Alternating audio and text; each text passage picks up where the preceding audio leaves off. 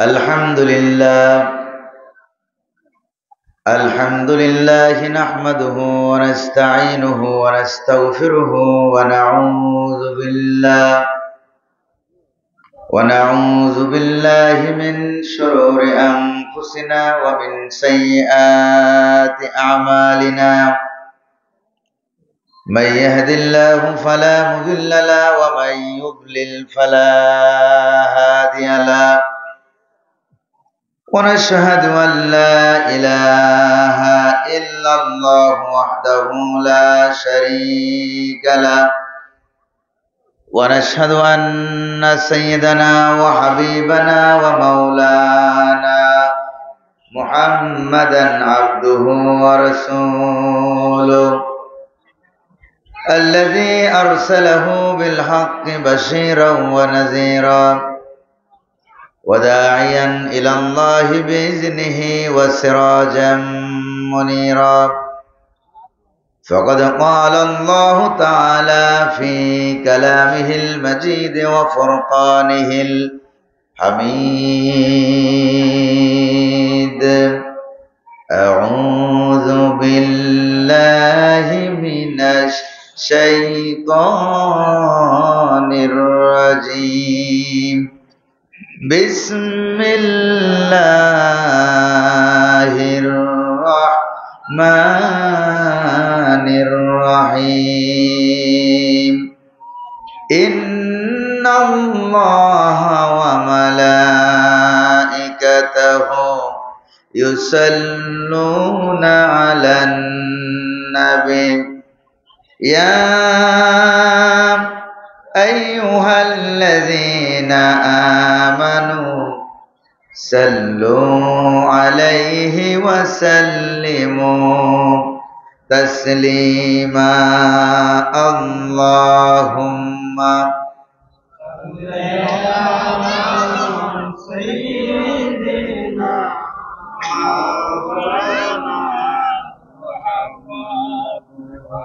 وعلى آل سيدنا মাওলানা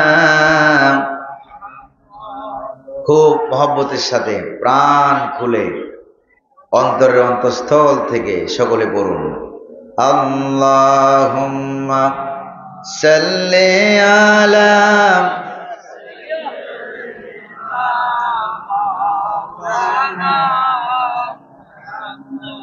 وعلى آل سيدنا مولانا بلغ العلا بكماله كشف الدجى بجماله حسنت جميع خصاله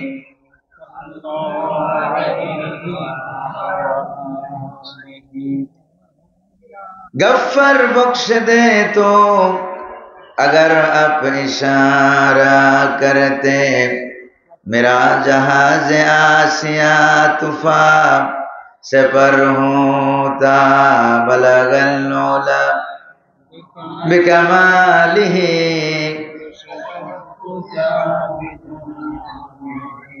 हसनत जमीओ खिसालिही सल्लो अलैहि मशरक़े हुब्बे मुहम्मद मतलए दीवाने माँ मतलए खुर्शीदे इश्क़ाज़ सीनाए सूज़ान माँ बलगल उला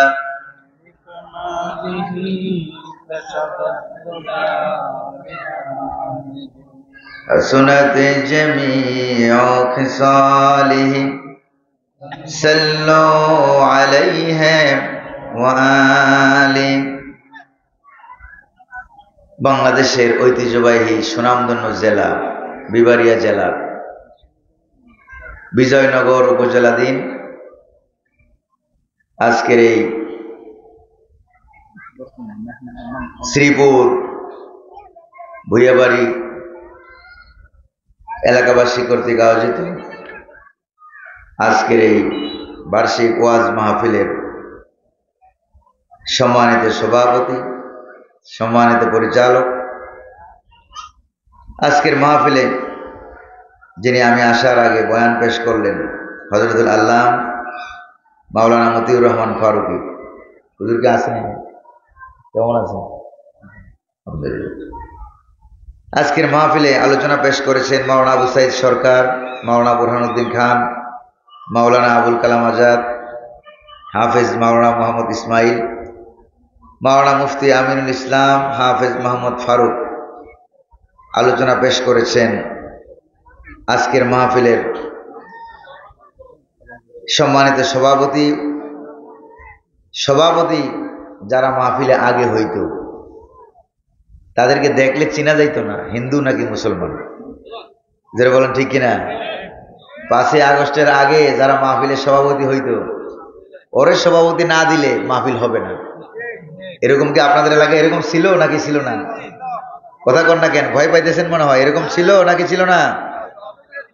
এখন আল্লাহ পাকের রহমতে যিনি সভাপতি হন তিনি আবার ওয়াজও করতে পারেন, তাফসিরও করতে পারেন, মাওলানা মানুষ। সুবহানাল্লাহ। আপনাদের এলাকার রত্ন, এলাকার গৌরব, কৃতি সন্তান হযরত মাওলানা মুজাম্মিল সাহেব, হযরত মাওলানা মুফতি আব্দুল হান্নান সাহেব সহ যারা আজকের এই মাহফিলকে, এই বাগানকে যারা সাজিয়েছেন, আর এই মাহফিলের বাগানের ফুলকুলি যারা আপনারা আমার সামনে বসেছেন, আমার সামনে উপস্থিত কোরআন প্রিয় ভাইরা, পর্দার আড়ালের মা এবং বোনেরা, অত্র এলাকার যুব সমাজ, যুবক ভাইরা, সকলের প্রতি আমার আন্তরিক সালাম। আসসালামু আলাইকুম ওয়া রাহমাতুল্লাহি ওয়া বারাকাতুহু। আপনাদের সালামের জবাবে মনে হয় আপনাদের এলাকা এখনো স্বাধীন হয় নাই, ভয়ে ভয়ে সালামের জবাব দিয়েছেন, অথবা ওই যে আগের ভয়ে এখনো আছে, নাকি আপনারা রোজা রাখছেন, সেহরিও খান নাই, ইফতারি দাওয়াতও পান নাই, শরীরে শক্তি হয় নাই। শক্তি আছে নাকি নাই? এটা টেস্ট করার জন্য আমি আবারও সালাম দিচ্ছি। আসসালামু আলাইকুম ওয়া রাহমাতুল্লাহ। এবার মোটামুটি বোঝা যায় যে আপনাদের এলাকায় কিছু লোকজন আছে এবং গায়ে শক্তিও আছে। আলহামদুলিল্লাহ পড়েন। আজকের এই মাহফিলে যিনি আমাদেরকে আসার তৌফিক দান করলেন তিনি কে? বসার তৌফিক দান করলেন তিনি কে? পরিবেশকে সুন্দর করে দিলেন তিনি কে? সে আল্লাহ পাকের দরবারে শুকরিয়া আদায় দরকার আছে নাকি নাই? কায়মানুবাক্যে, বীর বিক্রমে, পুরুষোচিত কণ্ঠে, পুরুষের মতো আওয়াজ করে, আকাশ বাতাসকে মুখরিত করে শুকরিয়া জ্ঞাপন করছি। অন্তরের অন্তঃস্থল থেকে সকলে পড়ছি আলহামদুলিল্লাহ। রব্বানা লাকাল হামদ হামদান কাসীরান তাইয়িবান মুবারাকান ফি। শুকরিয়া আদায় করলাম কার? প্রশংসা করলাম কার? তৌফিক দিলেন কে? প্রিয় ভাইরা, আজকের এই পবিত্র মাহফিলে আমরা দরুদ সালাম পাঠিয়েছি সরওয়ারে কায়নাত, সরকারে দু আলম, আখিরি জামানার পয়গম্বর নবী মুহাম্মদুর রাসূলুল্লাহ সাল্লাল্লাহু আলাইহি ওয়াসাল্লামের দরবারে। আল্লাহ পাক যেন দয়া করে, মেহেরবানি করে আমাদের দরুদ সালামকে সোনার মদিনার সবুজ গম্বুজের নিচে পৌঁছায় দেন, বলি আমিন। সাহাবায়ে কেরাম, শুহাদায়ে কেরাম, যুগে যুগে যারা দ্বীন ইসলামের জন্য জীবন দিলেন, বিশেষ করে 1971 সালে আমার মাতৃভূমিকে স্বাধীন করার জন্য যারা জীবন দিলেন, 2024 সালে আমার মাতৃভূমি সোনার বাংলাদেশকে যারা স্বৈরাচার মুক্ত করার জন্য, জালেম শাসক মুক্ত করার জন্য যারা জীবন দিলেন, ছাত্র ভাইরা, ছাত্রী বোনেরা, সাধারণ মানুষ ভাই এবং বোনেরা, ওলামায়ে কেরাম, মাদ্রাসার ছাত্র, স্কুল কলেজ ইউনিভার্সিটির ছাত্র, বৈষম্য বিরোধী আন্দোলনে শরীক হয়ে 9 দফাকে হঠাৎ করে 1 দফায় এনে জালিমদেরকে যারা দূরে সরিয়ে দিলেন, আমরা তাদের জন্য দোয়া করছি, যাদের রক্তের বিনিময়ে আজকে মুক্ত বাংলাদেশ। বলেন ঠিক কিনা? আমরা তাদের জন্য দোয়া করব, শহীদ ভাইদের জন্য, বোনদের জন্য। আল্লাহ পাক যেন তাদেরকে শাহাদতকে, তাদের শাহাদতকে কবুল করুন এবং তাদেরকে আল্লাহ পাক জান্নাতুল ফেরদাউসের মেহমান হিসাবে মঞ্জুর করুন, বলি আমিন। আপনাদের আজকের মাহফিলটাও উস্তাজুল উলামা পীরে কামেল আল্লামা আলহাজ হযরত মাওলানা শহীদ আবু তাহের কনিকারা হুজুর রহমতুল্লাহের স্মরণে, একজন শহীদ আলেমের স্মরণে আজকে মাহফিল। আলহামদুলিল্লাহ বলবেন না? শহীদ হওয়া কি সহজ না কঠিন? অনেক কঠিন শহীদ হওয়া, এত সহজ না। দুনিয়ার মায়া ত্যাগ করে স্ত্রী, বাল বাচ্চা, আত্মীয় স্বজন, জায়গা জমি সব আর মায়া পরিত্যাগ করে আল্লাহ পাকের দরবারে দুনিয়ার সবচেয়ে বড় সম্পদ নিজের জীবনটা বিলিয়ে দেওয়া, এটা কি সহজ না কঠিন? এটা অনেক কঠিন। তো যেহেতু আজকে শহীদের স্মরণে মাহফিল, শহীদ মাওলানা আবু তাহের হুজুরের স্মরণে আজকে মাহফিল, ওয়াজ দোয়ার মাহফিল। এই কোরআন কারিম থেকে, কোরআনে কারিমে আল্লাহ পাক একজন শহীদের ঘটনা উল্লেখ করেছেন। আলহামদুলিল্লাহ বলেন। এই শহীদের ঘটনাটা আমি আপনাদের সামনে আজকে কোরআন কারিম থেকে সরাসরি হুবহু উল্লেখ করতে চাই। আপনারা শুনতে রাজি আছেন নাকি নাই? দেখি কারা কারা রাজি নাই, একটু হাত তুলে দেখেন। রাজি আছেন নাকি রাজি নাই? এই যে হাত তুললেন, উল্টো পাল্টা লাগাই দিলেন যে, এবার হাত তোলেন, কারা কারা রাজি আছেন তারা একটু হাত তুলে দেখেন। আল্লাহ পাক কবুল করুন, বলি আমিন। আশেপাশে মশার কয়েল দেওয়া আছে নাকি? থাকলে দূরে সরাই দেন, কয়েলটা দূরে সরাই দেন, দূরে সরাই দেন। একবার বাইরে নিয়ে যান, একবার স্টেজের বাইরে। জি জি, হ্যান্ডেল বাইরে নিয়ে যান।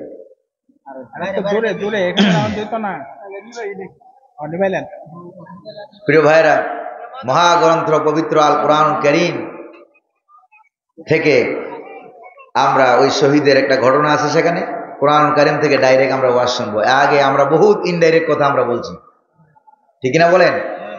আগে বহু ইনডাইরেক্ট কথা আমরা বলেছি, ঘুরিয়ে ঘিরিয়ে অনেক কথা বলেছি, কিন্তু কোরআন কারীম ডাইরেক্ট না ইনডাইরেক্ট? আরো আসতে বলেন, ডাইরেক্ট না ইনডাইরেক্ট? ডাইরেক্ট। আজকে ওয়াজ হবে ডাইরেক্ট ইনশাআল্লাহ। আল্লাহ পাক তার এই নগণ্য গোলামকে তৌফিক দান করুন, বলি আমিন। কোরআনে কারিমে যা আছে সেখান থেকে আমরা ডাইরেক্ট ওয়াজ শুনবো, ডাইরেক্ট জান্নাতে চলে যাব। রাজি আছেন নাকি নাই? আল্লাহ যে আমাদের আল্লাহ, এটা কি ইনডাইরেক্ট না ডাইরেক্ট? কোরআন আল্লাহ পাকের কিতাব, ইনডাইরেক্ট না ডাইরেক্ট? আমরা যে আল্লাহ পাকের গোলাম, ডাইরেক্ট না ইনডাইরেক্ট? ডাইরেক্ট।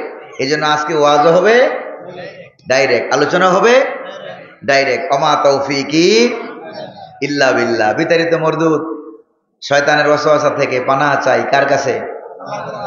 আল্লাহ পাকের কাছে পানাহ চাই। কারণ শয়তান থেকে পানাহ পুলিশ বাহিনী দিতে পারে না, সেনাবাহিনী দিতে পারে না, কেউ, দুনিয়ার কেউ দিতে পারে না। যিনি দিতে পারেন তিনি কে? শয়তান থেকে, শয়তানের ওয়াসওয়াসা থেকে আমরা পানাহ চাই আল্লাহ পাকের দরবারে। পরম করুণাময়, অতীব দয়ালু আল্লাহ পাকের নামে আমরা শুরু করছি। পড়ুন আমার সাথে, আউযু বিল্লাহি মিনাশ শাইতানির রাজিম, বিসমিল্লাহির রাহমানির রাহিম।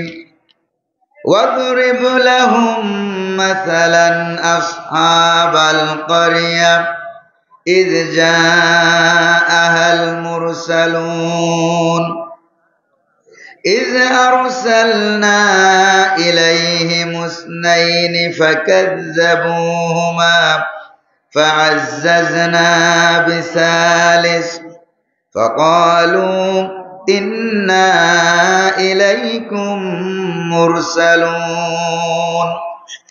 কোরআনুল কারীমের 36 নম্বর সূরা। বলেন দেখি বুদ্ধি করে, এই সূরাটার নাম কি? সূরা ইয়াসিন। সকলের আমাদের জানা, কারো কারো মুখস্থ আছে, আপনারাও জানেন, যুবকেরাও জানে, মা বোনরা অনেকের জানে, অনেকের এই সূরাটা মুখস্থ আছে। কোরআনুল কারীমের কলম, কোরআনুল কারীমের হাত বলা হয় এই সূরাকে। এই সূরার আয়াত সংখ্যা 83, রুকুর সংখ্যা 5। যেখান থেকে আমরা তেলাওয়াত করছি, দ্বিতীয় রুকুর শুরু থেকে আমরা তেলাওয়াত করেছি। এই সূরাটা হচ্ছে এমন নবী করিম সাল্লাল্লাহু আলাইহি সাল্লাম বলেছেন, কেউ কোনো ব্যক্তি যদি এই সূরাটা একবার তেলাওয়াত করে, আল্লাহ পাক ওই ব্যক্তির আমলনামায় 10 খতম কোরআন কারীম করার সওয়াব লিখে দেন। সুবহানাল্লাহ। পিছনের বাইরে মনে সুবহানাল্লাহ বলে না? পিছনের বাইরে কি সুবহানাল্লাহ বলে? বলেন তো দেখি একটু জোরে সোরে সুবহানাল্লাহ। আপনাদের এলাকায় সুবহানাল্লাহ বললে সওয়াব হয় না গুনাহ হয়? সওয়াব না গুনাহ? সওয়াব হয়। একবার সুবহানাল্লাহ বললে কতদূর সওয়াব হয় জানা আছে?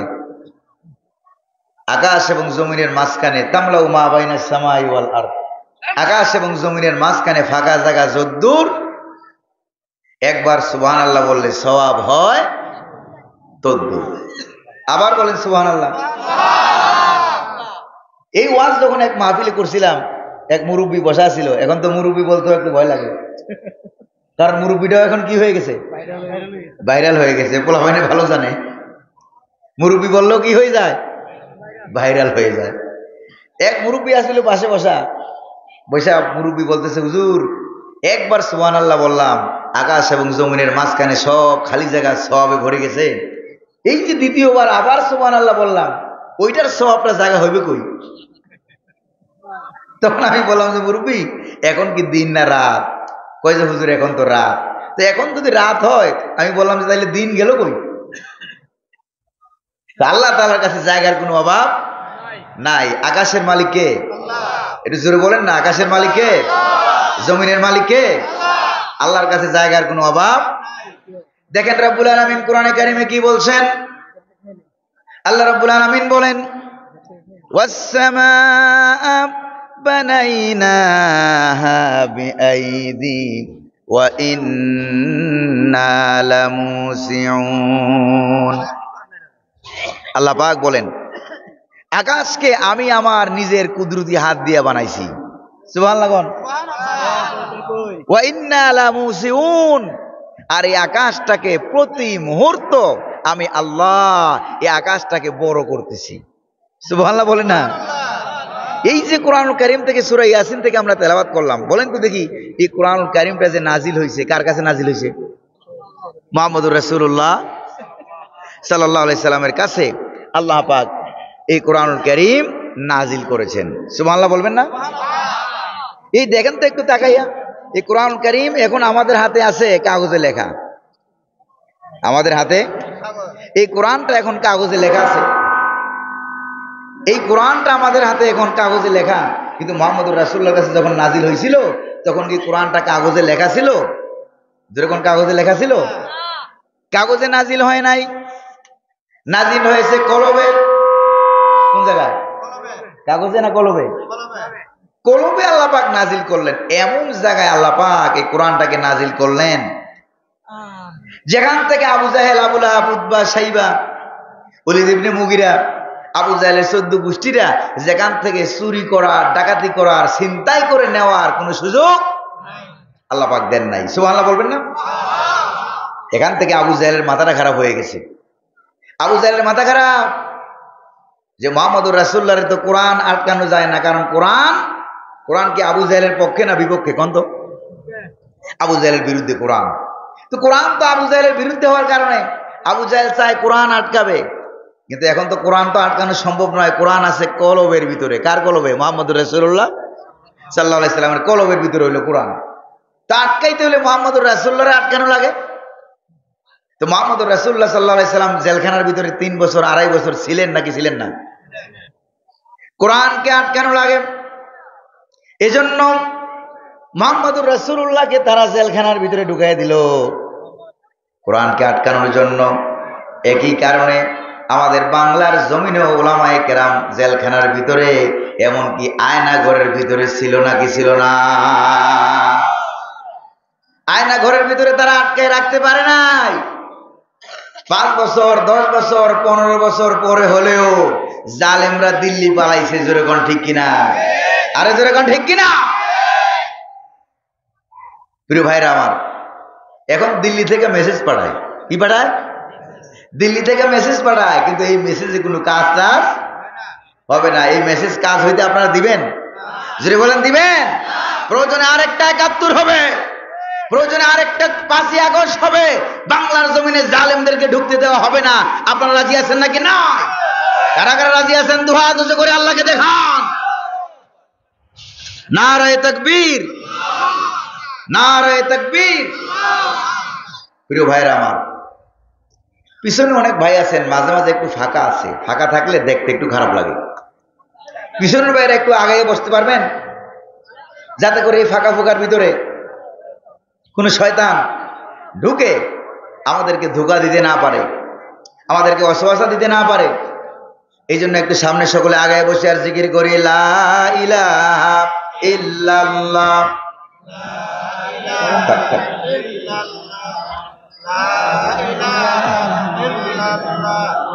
লা ইলাহা ইল্লাল্লাহ,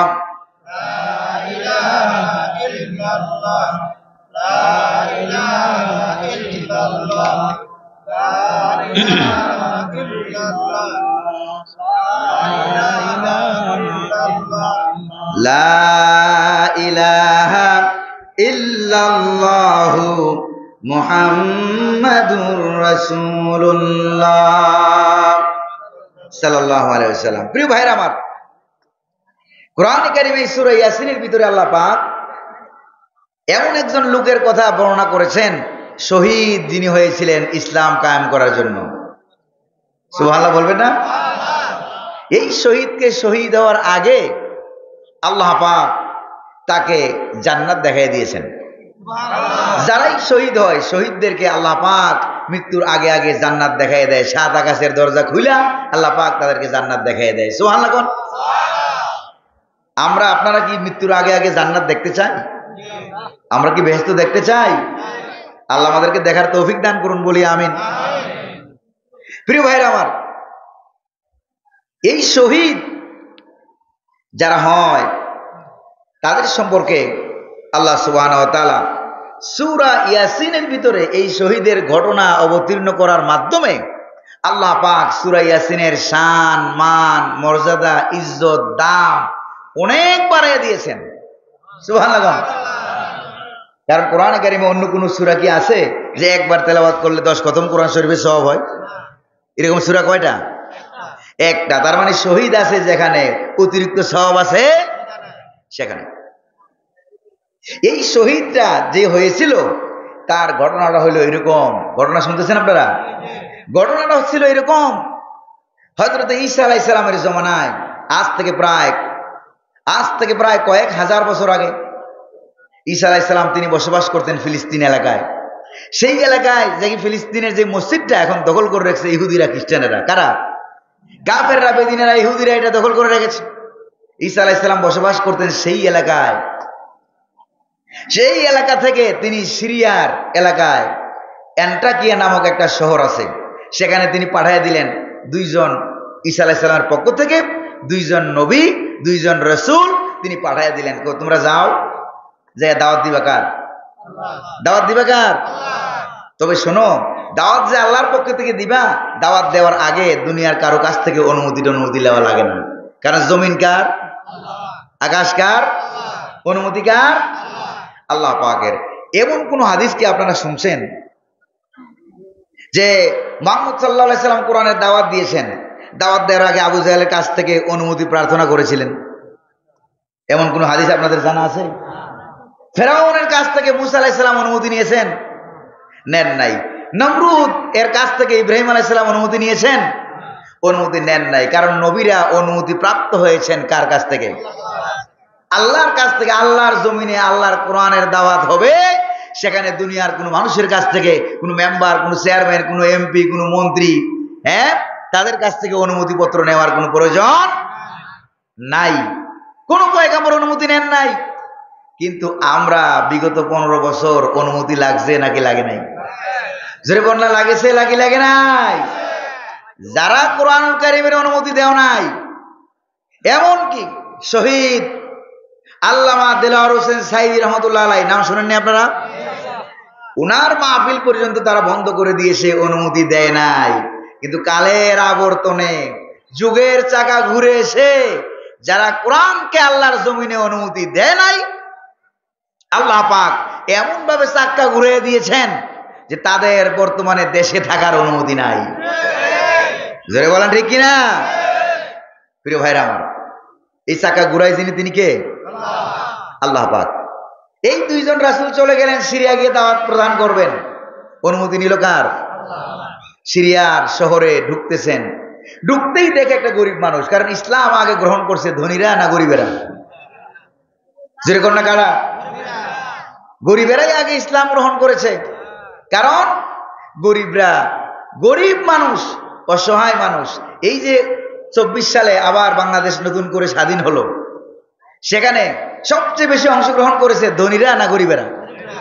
যেরকম না কারা?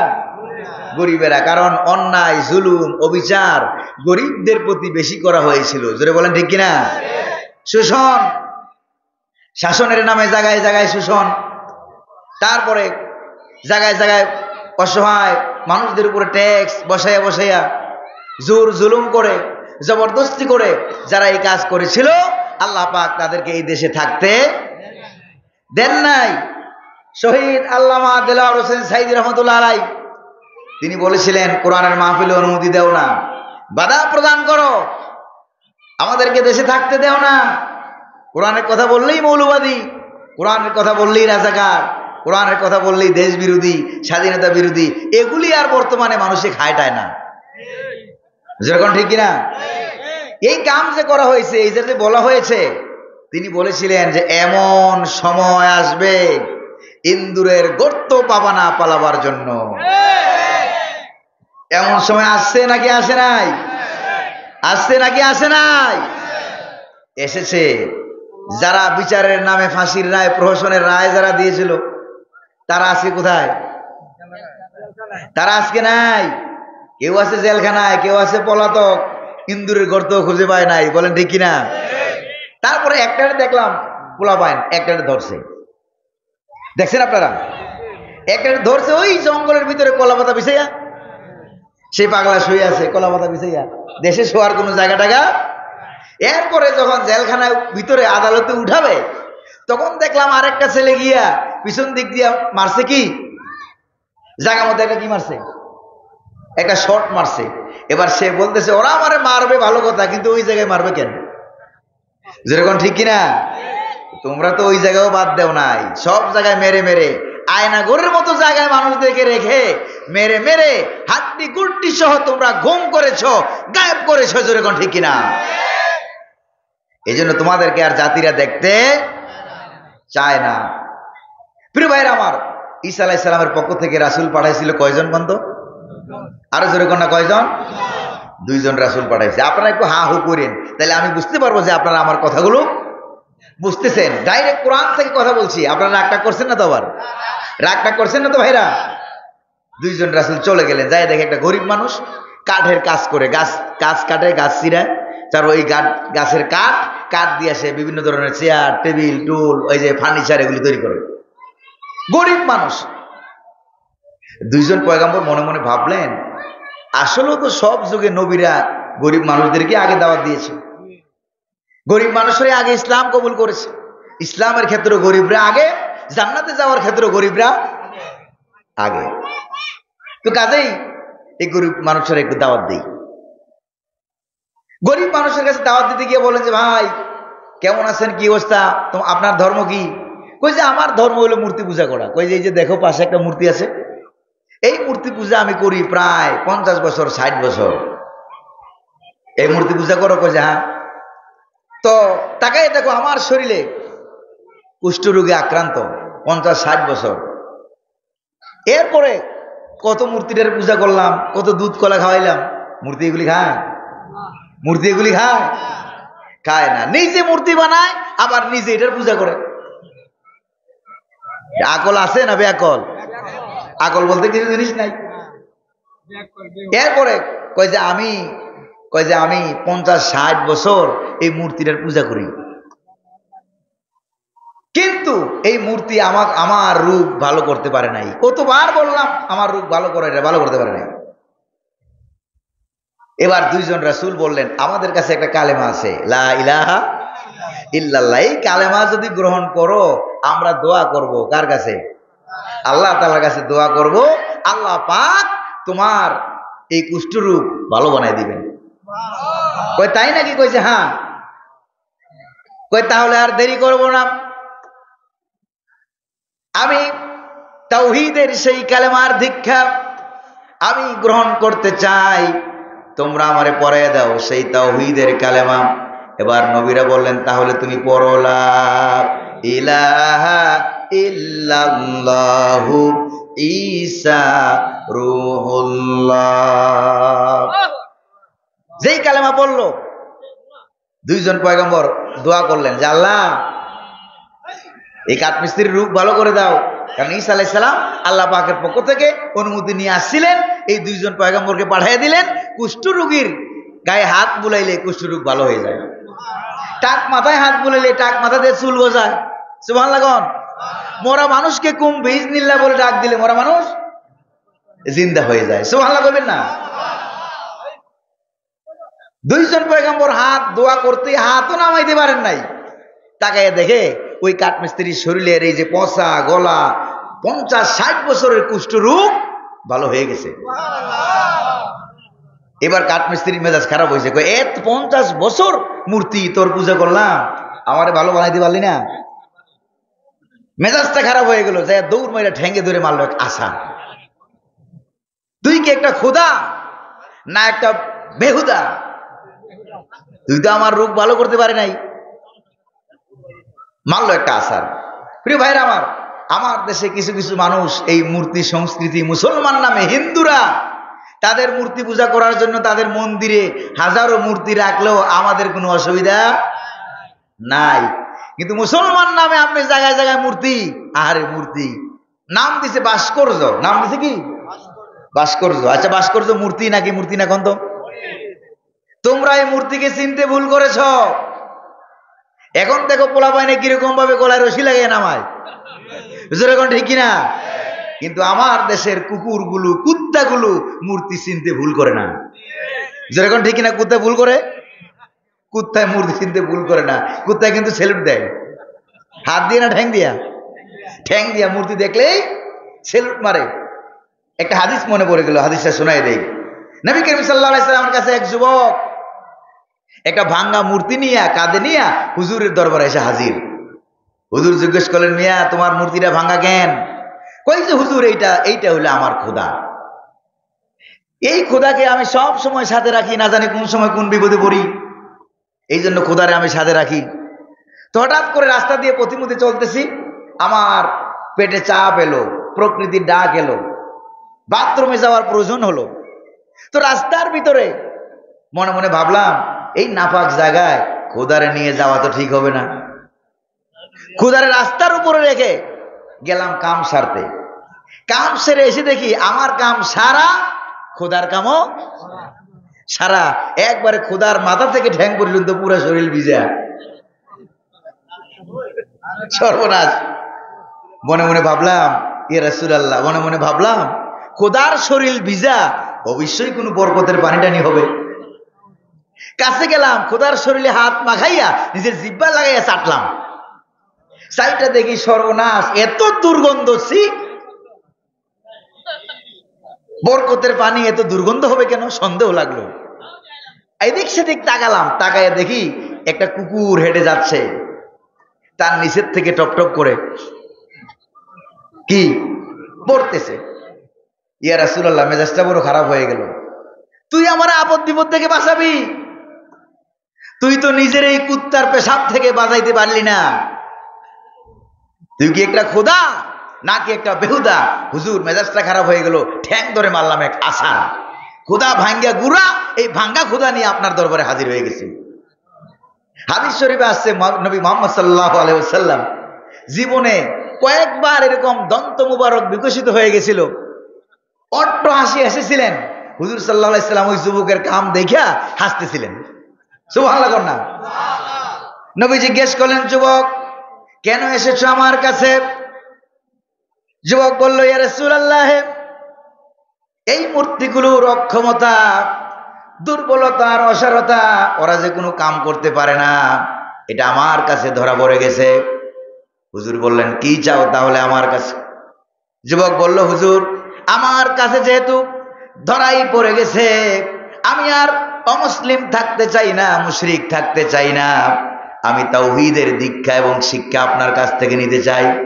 হুজুর হাত বাড়ায় দিলেন, বললেন, যুবক তুমি পড়ো লা ইলাহা ইল্লাল্লাহু মুহাম্মাদুর রাসূলুল্লাহ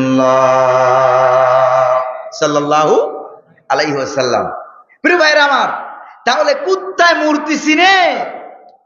ওরা মূর্তি টুর্তি চিনে না। ওরা জায়গায় জায়গায় এক এক মূর্তির জন্য কোটি কোটি টাকা বাজেট।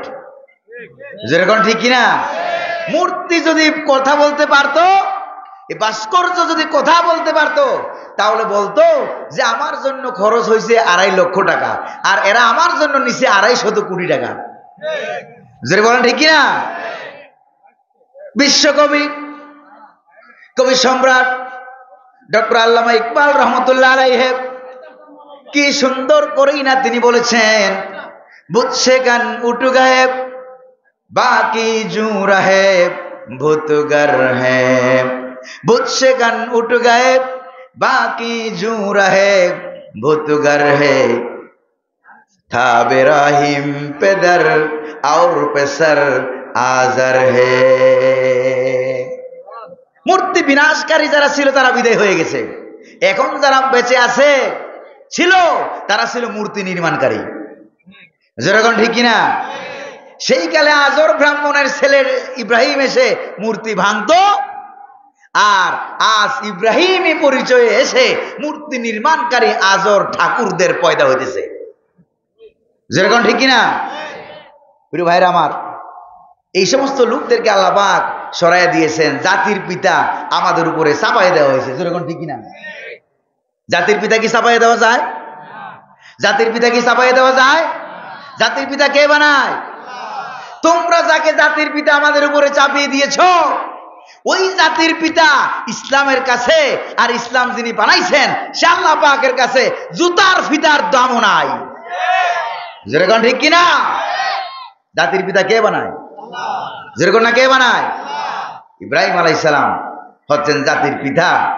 জাতির পিতা ইব্রাহিম, আর তোমরা যাকে বলো ওইটা হইলো ঘোড়ার ডিম। যেরকম ঠিক কিনা? এই যে ঘোড়ার ডিম টোড়ার ডিম মোমালো এগুলির আমরা জাতির পিতা মানি না। আমরা জাতির পিতা মানি হযরত ইব্রাহিম আলাইহিস সালামকে। সুবহানাল্লাহ। এরা ইব্রাহিম আলাইহিস সালাম জাতির পিতা বানাইছে কে? মিল্লাতা আবিকুম ইব্রাহিম হুয়া সাম্মাকুমুল মুসলিমিন। প্রিয় ভাইরা আমার, এই জন্য আন্দাজে ভুলটুল করা যাবে না, কিন্তু জায়গা মতে কথা বলতে হবে। জায়গা মতে কথা বলতে হবে, প্রতিবাদ করতে হবে। যার ঘটনা, শহীদের ঘটনা, একজন মানুষ একটা দেশের বিরুদ্ধে প্রতিবাদ করে প্রয়োজনে জীবন দিয়ে আল্লাহ পাকের দরবারে হাসি মুখে জান্নাতুল ফেরদাউসের মেহমান হয়ে গেছেন। সুবহানাল্লাহ বলবেন না? এবার কাঠমিস্ত্রি কথা মনে আছে নাকি নাই? আছে মনে? ইসলাম গ্রহণ করলো। ভাই তোমার বাসা কোথায়, থাকো কই? কইছে ভাই আমি গরিব মানুষ, বাসা টাসা নাই, এই যে পাথরের পাহাড়, পাহাড়ের গুহার ভিতরে আমি থাকি কোন রকম। পাহাড়ের গুহায় থাকো, ভালো কথা, কিছু তাসবিহ নামাজ শিখিয়ে দেওয়া হলো। শিখিয়ে দিয়ে বললেন তোমার দেশের তো জালেম শাসক ক্ষমতায় আছে? কয় যে হ্যাঁ। তোমার দেশের এই শহরের মাঝামাঝি আমরা যাব, যাইয়া দল মত ধনী গরিব ক্ষমতাশীল বিরোধী দল নির্বিশেষে আমরা কালেমার দাওয়াত দেব। তবে শোনো, তোমার দেশের লোকেরা যদি আমাদের সাথে ভালো ব্যবহার করে তাহলে তো ভালো, যদি খারাপ ব্যবহার করে আমাদেরকে মারতে আসে, অপমান করে, তুচ্ছ তাচ্ছিল্য করে, আর এই খবর যদি তোমার কাছে আসে, তখন কিন্তু তুমি আর তোমার পেশায় আর পাহাড়ের গুহার ভিতরে নামাজের সেজদায় নামাজের তখন কিন্তু তুমি থাকতে পারবা না। খবর আসা মাত্রই দৌড়ে তুমি চলে আসবা আল্লাহর নবীদেরকে সাহায্য করার জন্য। আল্লাহু আকবার বলবেন না? এবার দুইজন রাসূল চলে গেছে একবারে সিরিয়া শহরের মাঝখানে, যে কালেমার দাওয়াত দিতেছে কার? কালেমার দাওয়াত দিতে আরম্ভ করলো। এক পর্যায়ে ওই এলাকাবাসী শহরের লোকেরা তারা বলে তোমরা নবী না, তোমরা রাসূল না, তোমরা মিথ্যুক, তোমরা দেশ বিরোধী, তোমরা স্বাধীনতা বিরোধী, তোমরা কি জানি বলে, বর্তমানে হইলে বলতো তোমরা রাজাকার। তোমরা কি? তোমরা রাজাকার বলে নাই? তোমরা এগুলি বিরোধী। লম্বা একটা ঘটনা আছে এখানে, আমি সংক্ষেপ করে আপনাদের জন্য সামারাইজ নিয়ে আসছি। তোমরা এগুলি বিরোধী, ভালো ব্যবহার করে নাই। এবার নবীদের সঙ্গে ভালো ব্যবহার করে নাই, এই জন্য আল্লাহ পাক আল্লাহর পক্ষ থেকে আরেকজন রাসূল পাঠাইছে। সুবহানাল্লাহ। ফাআজ্জাজনা বিসালিস, আছে না সূরা ইয়াসিনে? আল্লাহ পাক বলেন আমার পক্ষ থেকে আমি আরেকজন, তৃতীয় আরেকজন রাসূল পাঠাই দিলাম। তাফসীরের ভিতরে আছে, তাফসীর আদ-দুরুল মানসুর, জালালউদ্দিন সৈয়দী রাহমাতুল্লাহ আলাইহি লিখেছেন, ওই তৃতীয় আরেকজন যে লোক পাঠাইছে নবীদেরকে সাহায্য করার জন্য, ওই লোকটার নাম ছিল পুলিশ। নাম ছিল কি?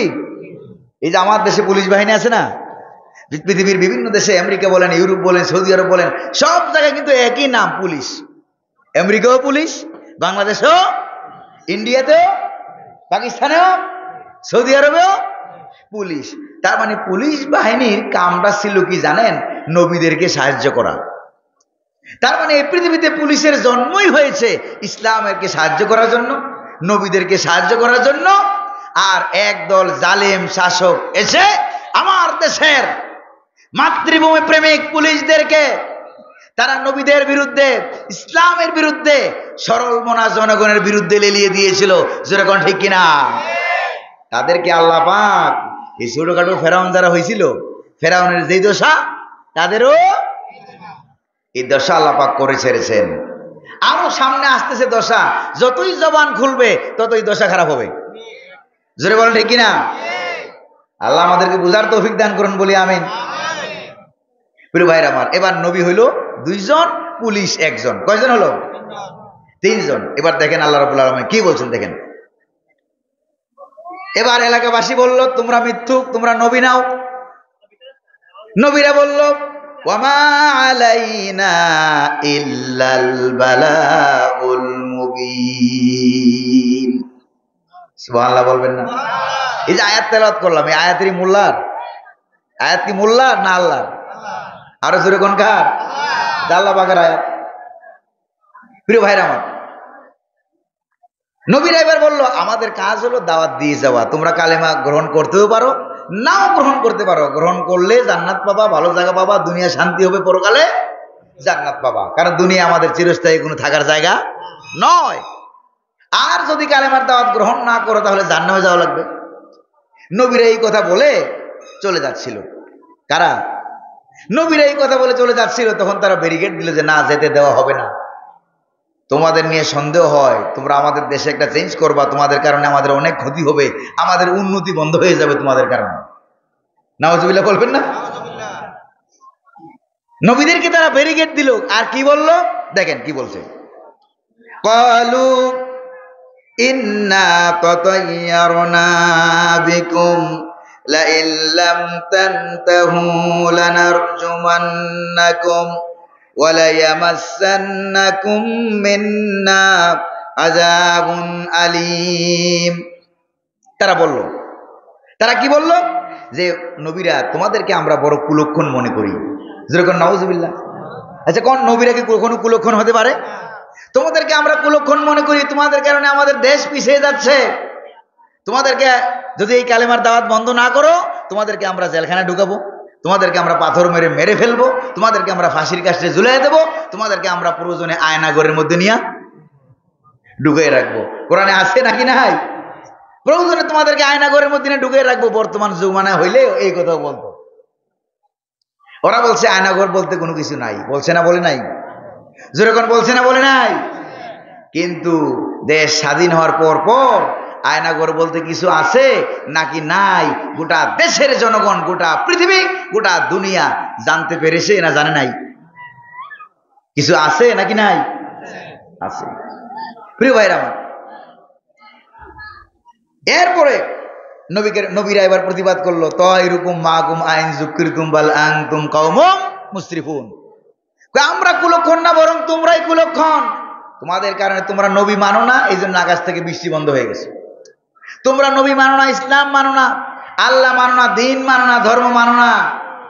এই জন্য রহমত বরকত বলতে যা ছিল সব কি হয়ে গেছে? শেষ হয়ে গেছে, বন্ধ হয়ে গেছে। এবার নবীদেরকে তারা যাইতে দিচ্ছে না, এই যে ব্যারিকেড দিয়ে আটকাইলো, নবীদেরকে কুলক্ষণ মনে করলো। আপনাদের সমাজে এলাকায় তো কিছু কুলক্ষণ আছে নাকি নাই? কোন আপনাদের বাড়ি ঘরে কিছু কুলক্ষণ আছে নাকি নাই? হ্যাঁ, ওই যে দুইটা কলা একসাথে জোড়া লাগে থাকে, ওই কলার নাম কি? কি কলা? জট কলা। এই যে জট কলা বুঝে বলেছেন, জট কলা। এই জট কলা, এই জট কলা কিন্তু মেয়েদেরকে, আপনারা খাওয়ান মেয়েদেরকে জট কলা? কয় মেয়েদেরকে জট কলা খাইতে দিবি না, কি হবে? কয় মেয়েরা যদি জট কলা খায় সন্তান হইব জোড়া জোড়া, যমজ সন্তান হইব, কাজেই জট কলা যেন মেয়েরে না খাওয়ায়। কথা বুঝছেন না বুঝেন নাই? আমি যখন বাজারে যাই, বাজারে যাইয়া, আচ্ছা জট কলা আপনারা কারা কারা খাইছেন? আপনারা কারা কারা খেয়েছেন একটু হাত তোলেন তো। জট কলা খাইছেন কারা কারা? আলহামদুলিল্লাহ, আপনাদের এলাকার মানুষ তো অনেক বুদ্ধিমান দেখা যায়। কারণ জট কলা কিনতে একটু সুবিধা আছে, জানা আছে আপনাদের? কিনতে একটু সুবিধা আছে। সুবিধাটা কি? দুইটা একসাথে লাগানো, গনবে কয়টা? একটা। তো এরকম একটা ফানার ভিতরে যদি এক জায়গায় 3-4টা এরকম জট থাকে, তাহলে আপনি 3-4 কলা বেশি পাওয়া যায়। দাম দিব সিঙ্গেল, পাই যাবো ডাবল। যেরকম ঠিক না? এই জন্য জট কলা কিনতে আর খাইতে একটু কি আছে, সুবিধা আছে। আচ্ছা, জট কলার আব্বার ক্ষমতা আছে সন্তান জোড়া জোড়া দেয়? সন্তান দেওয়ার মালিক কি জট কলা না আল্লাহ? যেরকম না কে? এটা তো আল্লাহ তাআলা মালিক। এবার পরীক্ষার দিন ছেলে ডিম খাবে, আম্মু আমার ডিম সিদ্ধ করে দাও। আম্মু কি কয়? কই যে বাবা পরীক্ষার দিন ডিম খাইতে নাই। কই যে আম্মু পরীক্ষার দিন ডিম খাইলে কি হবে? কয় মুরব্বীদের মুখে শুনেছি, ওনারা বলেছেন পরীক্ষার দিন ডিম খাইলে নাকি পরীক্ষার খাতায় ঘোড়ার ডিম পাওয়া যায়। কথা বুঝেন নাই বুঝে হয়? আচ্ছা কোন তো দেখি এরকম, এগুলি কোনো ভিত্তি আছে? যেরকম ভিত্তি আছে, পরীক্ষায় পাশ করাবার মালিক কে? আল্লাহ তাআলা। সন্তান দেওয়ার মালিক কে? না দেওয়ার মালিক কে? ছিনিয়ে নেওয়ার মালিক কে? হায়াত বাড়িয়ে দেওয়ার মালিক কে? আল্লাহ তাআলা।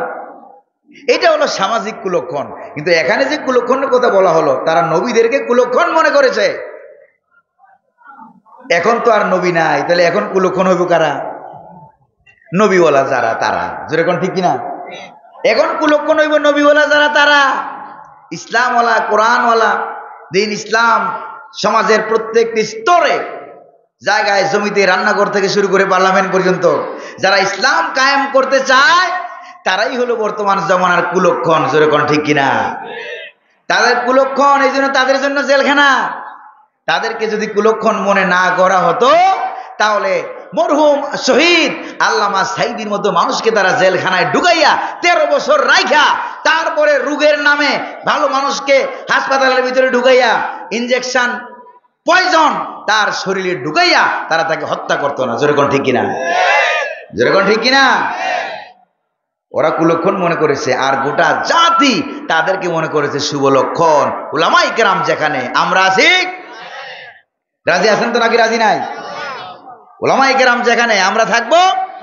কোরআন সুন্নাহ যেখানে, আমরা থাকবো সেখানে। প্রিয় ভাইরা আমার, ঘটনাটা আর অল্প একটু বাকি আছে, শুনবেন তো ইনশাআল্লাহ।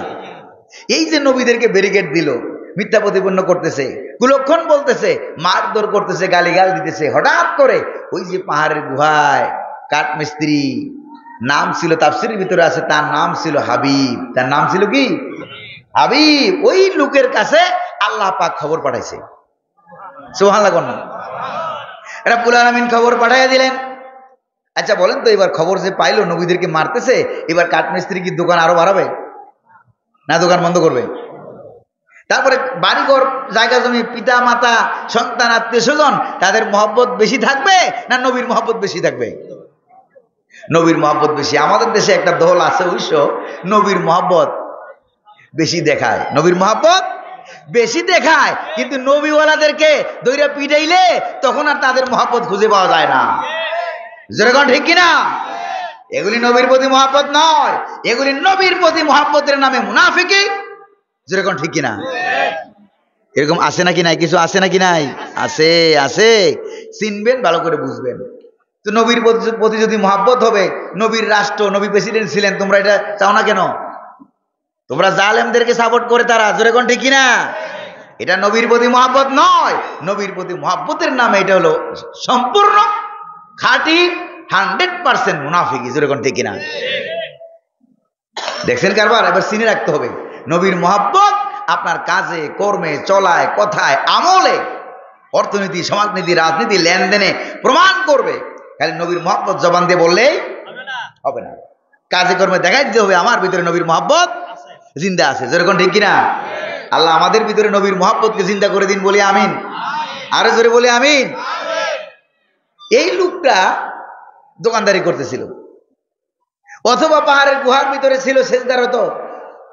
তার কাছে খবর গেছে যেই দুইজনের হাতে হাত দিয়ে তুমি কালেমা পড়ে মুসলমান হইছো, 50-60 বছরের কুষ্ঠরোগ ভালো হয়েছে, এই নবীদেরকে তোমার দেশের রাষ্ট্র ক্ষমতায় জালিম শাসকেরা এই নবীদেরকে মারতেছে। এই খবর গেছে কাঠমিস্ত্রির কাছে। এই কাঠমিস্ত্রি ছিল কয়জন? জোরে কন্যা কয়জন? তার কাছে এই খবরটা গেল। যেই মাত্র খবর গেল, সেবার দুনিয়ার মায়া ভুলে গেছে, ব্যবসা বাণিজ্যের মায়া ভুলে গেছে, সন্তান সন্ততি দুনিয়ার সমস্ত সম্পদের মায়া ভুলে এমন জোরে দৌড় মেরেছে নবীদেরকে বাঁচাবার জন্য। এই কাঠমিস্ত্রি সাধারণ মানুষের দৌড়ের কথাটাও আল্লাহ পাক সূরা ইয়াসিনের আয়াত বানিয়ে নাজিল করে দিয়েছে। কিভাবে আয়াতটা নাজিল করলেন? ওয়াজাআ মিন আকসাল মাদিনাতি রাজুলুন ইয়াসআ ক্বালা ইয়া কওমি ইত্তাবিউল মুরসালিন। আল্লাহর কোরআন, সুবহানাল্লাহ বলবেন না? একটা অক্ষর শুনবেন, সব হবে কয়টা? আরো জোরে কোন না কয়টা? আরে ভাই শুধু 10টা না, কম পক্ষে 10টা, আর বেশি পক্ষে 700। সুবহানাল্লাহ কোন আছে না হাদিসে? প্রিয় ভাইরা, এই শহরের উপকণ্ঠ থেকে এই লোকটা এমন জোরে দৌড় মারলো, যার পরে আর কোনো শক্তি থাকতে পারে না। এমন জোরে দৌড় মারলো, দৌড় মাইরা এই লোকটা এক দৌড়ে আইসা দেখে যায় একটা পুলিশ, তারপরে দুইজন নবী দাঁড়িয়ে আছে। কোন কোন তাফসীরে কিতাবে আসছে ওই পুলিশটাও নবী। কয়জন হলো নবী? 3 জন নবী দাঁড়িয়ে আছে, আরেক দিক থেকে ওরা মারতেছে, ওরা গালিগাল দিতেছে। এবার কাঠমিস্ত্রি লোকটা, তার নাম হলো হাবিব নাজ্জার, হাবিব নামক কাঠমিস্ত্রি দৌড়ে আইসে একবার নবীদের সামনে এসে দাঁড়াইছে। দাঁড়িয়ে তার এলাকাবাসী, দেশের লোক যারা এমপি মন্ত্রী যারা দাঁড়িয়েছিল, তাদেরকে এই কাঠমিস্ত্রি গরিব মানুষ তাদেরকে বলতেছে, কি বলে দেখেন, প্রত্যেক যুগে হককে প্রতিষ্ঠা করার জন্য যুগে যুগে গরিব মানুষরাই বেশি আগাই আসছে। যেরকম ঠিক কিনা? আজকে আপনার এলাকায় একটা লোক মারা যাক, যারা কবর খোঁড়ার জন্য আসে তারা কি বিল্ডিংওয়ালা মানুষ? কিওয়ালা? গরিব মানুষ। যেরকম ঠিক না?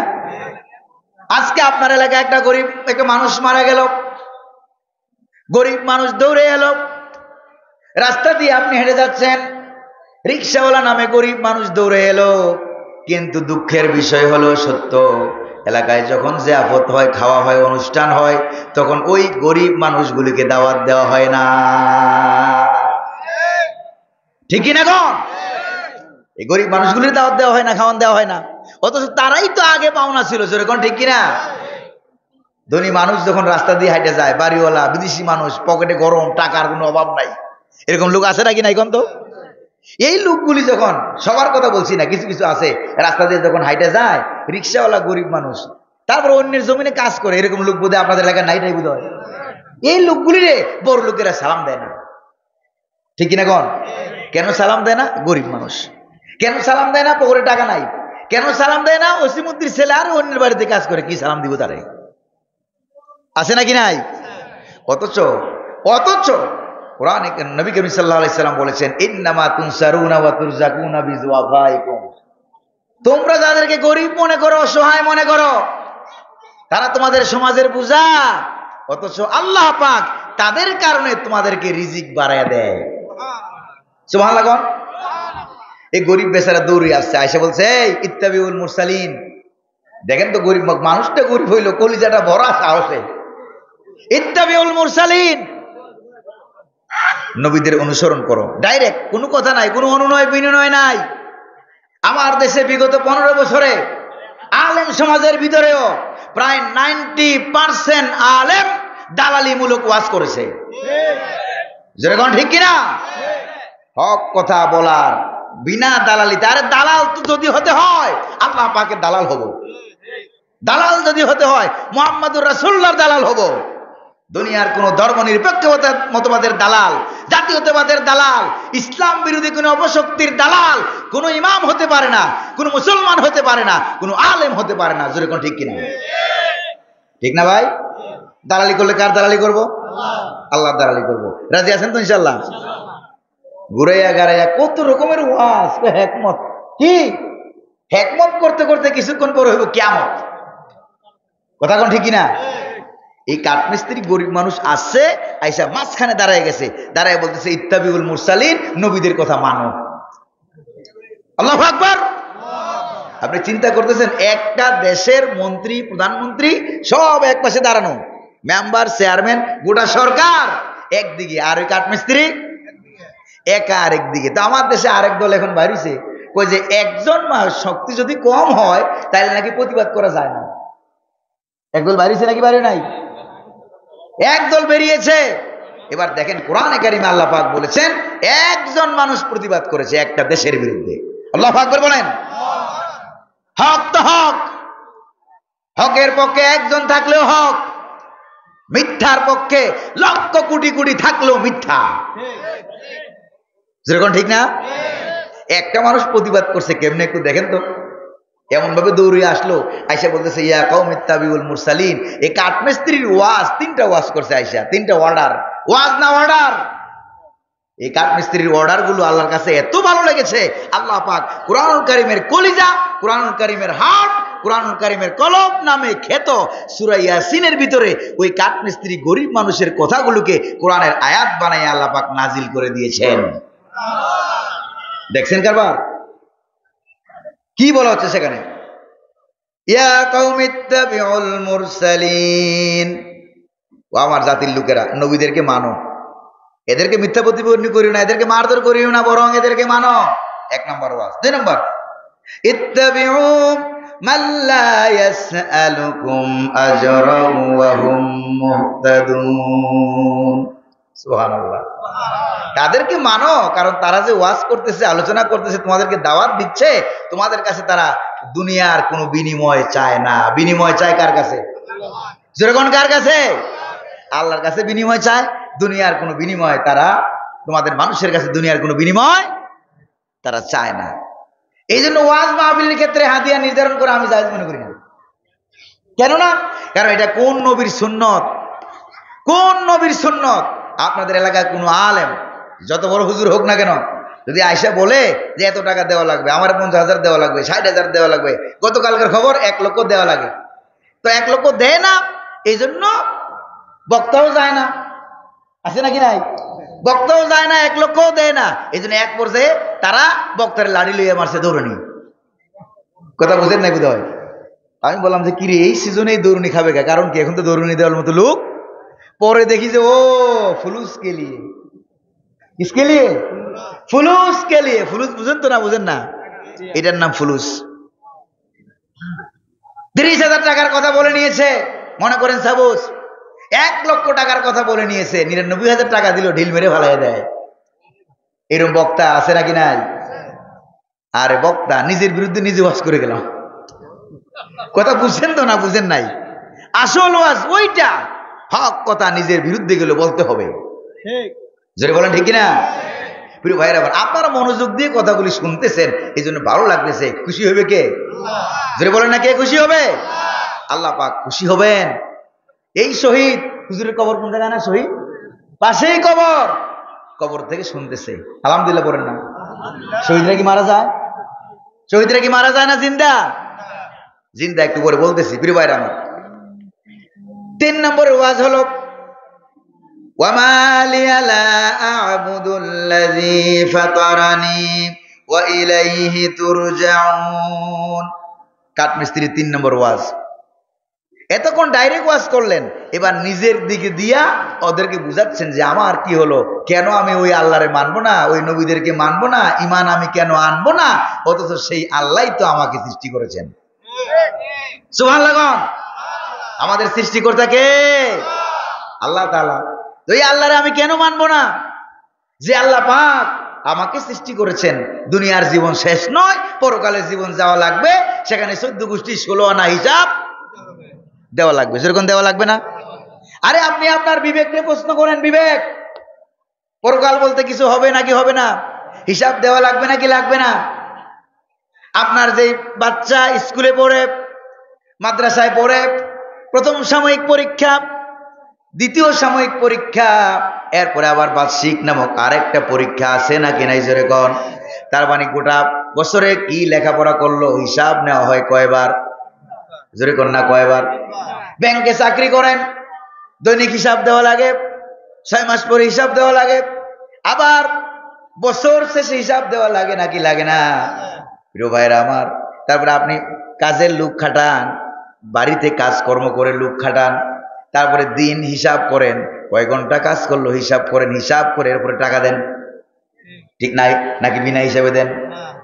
তো আপনার জীবনে কদমে কদমে হিসাব, লেখাপড়ায় হিসাব, অফিসে আদালতে চাকরিতে বাকরিতে সর্বত্র আপনার হিসাব আর হিসাব আছে নাকি নাই গন্ধ। তো এত জায়গায় যে আপনার এত হিসাব, 24 ঘন্টার ভিতরে আপনি কতবার হিসাব নিচ্ছেন। যিনি আকাশ বানালেন, যিনি জমিন বানালেন, যিনি আপনারে বানালেন, যিনি দুনিয়াতে আগমন করালেন, আবার দুনিয়া থেকে নিয়ে যাবেন 24 ঘন্টার সময় প্রত্যেক দিন, যিনি আমাকে আর আপনাকে দান করলেন, সে আল্লাহকে হিসাব নিবে না, যেরকম সে আল্লাহকে হিসাব নিবে না।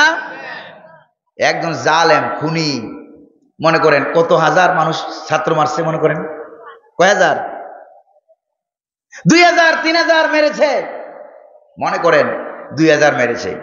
এই 2000 যে মারলো, পরে দইরা ফাঁসির কাস্টে ঝুলাইয়া যদি ফাঁসি দেওয়া হয়, তাহলে বদলা হইবে কয়জন মানুষের, বদলি হইবে কয়জনের, বদলা হইল একজনের। তাইলে আরো 1999 জনের বিচার এখনো বাকি আছে। ফাঁসি দিল কয়বার।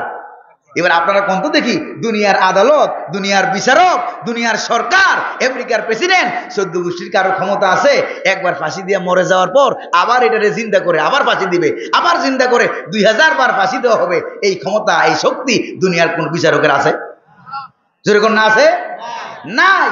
তাহলে এবার নিজের বিবেকের প্রশ্ন করেন, নিজের বিবেক আপনাকে উত্তর দিয়ে দিবে। এই এমন একটা সময় আসা দরকার, যেই সময়ে এটারে 2000 বার ফাঁসি দেওয়া যাবে, যেরকম ঠিক কিনা। ওমা রব্বুকা বিযাল্লামিল লিল আবিদ, তোমার রব কারো উপরে অন্যায় করেন না, কারো উপরে জুলুম তিনি করেন না। এই জন্য কাউকে তিনি বিচার বহির্ভূত হত্যা আল্লাহ পাক খুশি না, রাজি না। এই জন্য আল্লাহ পাক বিচার করবেন, কি করবেন তিনি। সূরা ফাতিহার ভিতরে আমরা পড়ি মালিকি ইয়াউমিদ্দিন, পড়েন মালিকি ইয়াউমিদ্দিন। হিসাবের দিনের মালিক, বিচারের দিনের মালিক, বিচারের দিনের স্বামী তিনি কে, আরো জোরে কোন তিনি কে। এবার কাঠমিস্ত্রি 3 নম্বর ওয়াজটা কইরা একটু বুঝাইয়া দিল, এটা কি করলো, 3 নম্বর ওয়াজটা যেই মাত্র করলো, এবার আশেপাশে জালেম যারা ছিল তারা বলল যে রে, আপনারা কি শুনতেছেন, এই এই কাঠমিস্ত্রি গরিব উমুক কসিমউদ্দির পোলা কসিমউদ্দি, সে তো মনে হয় ওই দলের লোক, সে তো রাজাকার গ্রুপের।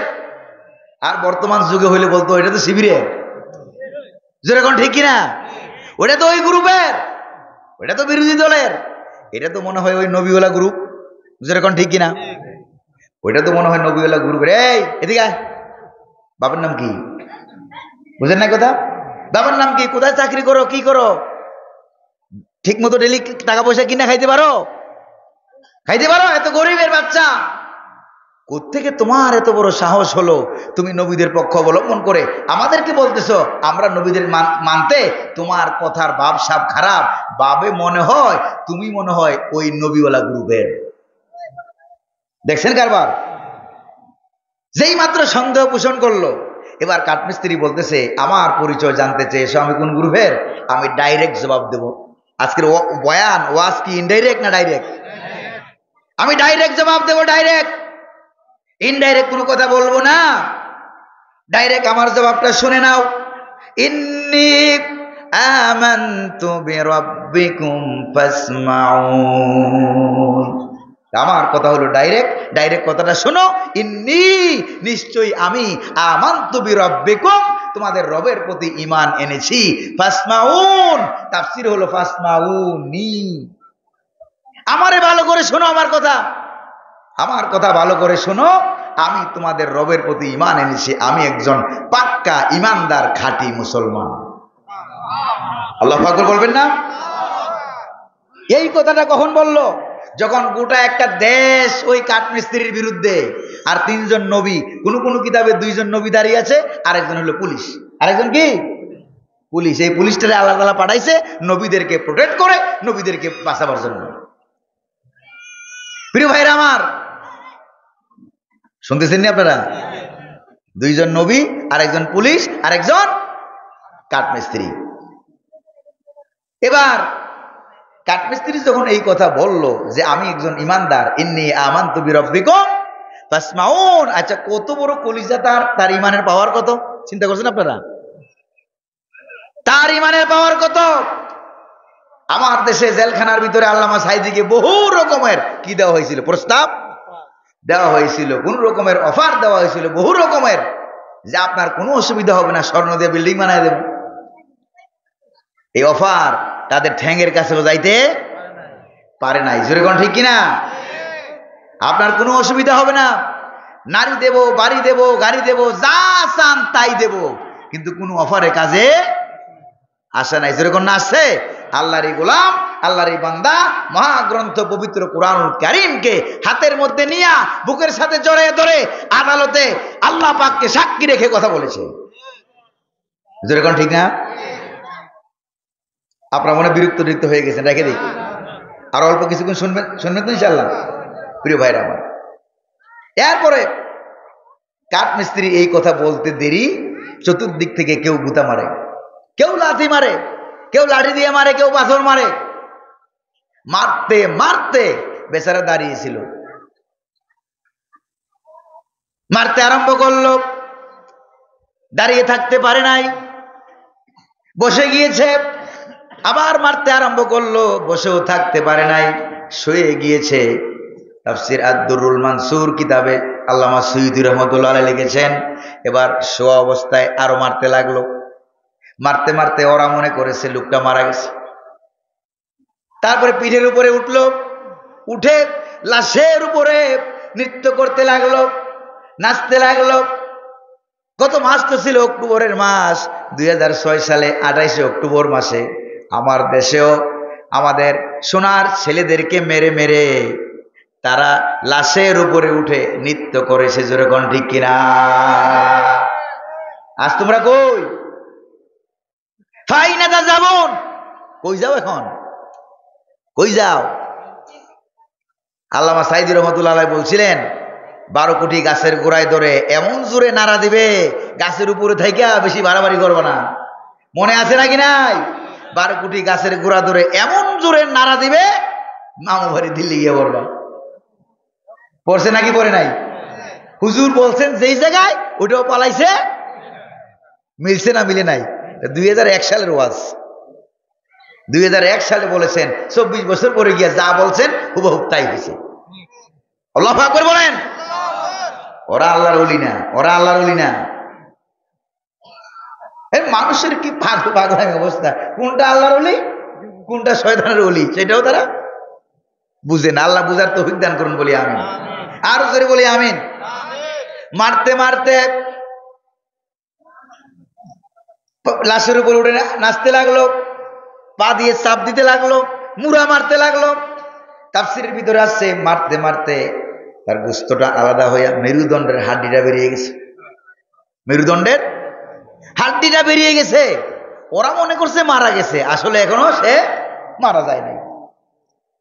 যেই মাত্র মেরুদণ্ডের হাড্ডি বেরিয়ে গেল, এবার মৃত্যুর সময় হয়ে গেছে। আল্লাহ পাক হযরত জিবরিল আলাইহিস সালামকে পাঠিয়ে দিলেন। কারে পাঠাইলেন? ওয়াজ শেষ, আর একটা আয়াত আছে মাত্র। হযরত জিবরিল আলাইহিস সালামকে আল্লাহ পাক পাঠিয়ে দিলেন। পাঠিয়ে দিয়ে বললেন, জিবরাইল তাড়াতাড়ি করে যাও, 7 আকাশের 7টা দরজা খুলে দাও। আমার হাবিবে নাজ্জার কাঠমিস্ত্রি মারা যাচ্ছে, শহীদ হয়ে যাচ্ছে, তার চেহারা নিচের দিকে পড়ে আছে, তার চেহারাটাকে চোখগুলিকে আকাশের দরজা বরাবর করে দাও। আকাশের দরজা বরাবর চোখ করে দেওয়া হলো, চেহারাটা আকাশের দিকে ঘুরিয়ে দেওয়া হলো। আর হাবিব নাজ্জারের চোখের পাওয়ার আমি আল্লাহ পাক বাড়ায় দিলাম। আপনারা জানেন কিনা মানুষ মৃত্যুর আগে চোখের পাওয়ার যে বেড়ে যায়? জানা আছে নাকি নাই? মৃত্যুর আগে অনেক কিছু দেখে।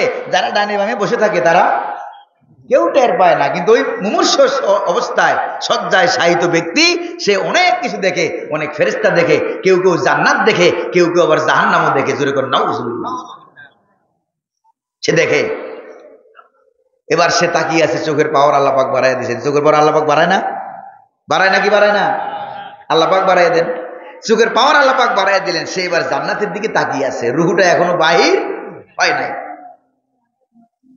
এবার ওই লোক জান্নাত দেখতেছে আর চিৎকার মেরে বলতেছে, জান্নাত দেখতেছে, আর আল্লাহর পক্ষ থেকে ফেরেশতা এসে তাকে বলতেছে ইলা দুখুলিল জান্নাহ, ও হাবিবে নাজ্জার ডাইরেক্ট জান্নাতে ঢুকো। সুবহানাল্লাহ বলেন। অথচ লোকটা এখনো মারা যায় নাই। লোকটা এখনো মারা যায় নাই। মরার আগেই আল্লাহ পাক শহীদদেরকে জান্নাতে ঢুকিয়ে দেয়। সুবহানাল্লাহ। এই জন্য বলা হয় শহীদরা মরে না, শহীদরা মরে না। আল্লাহু আকবার বলবেন না?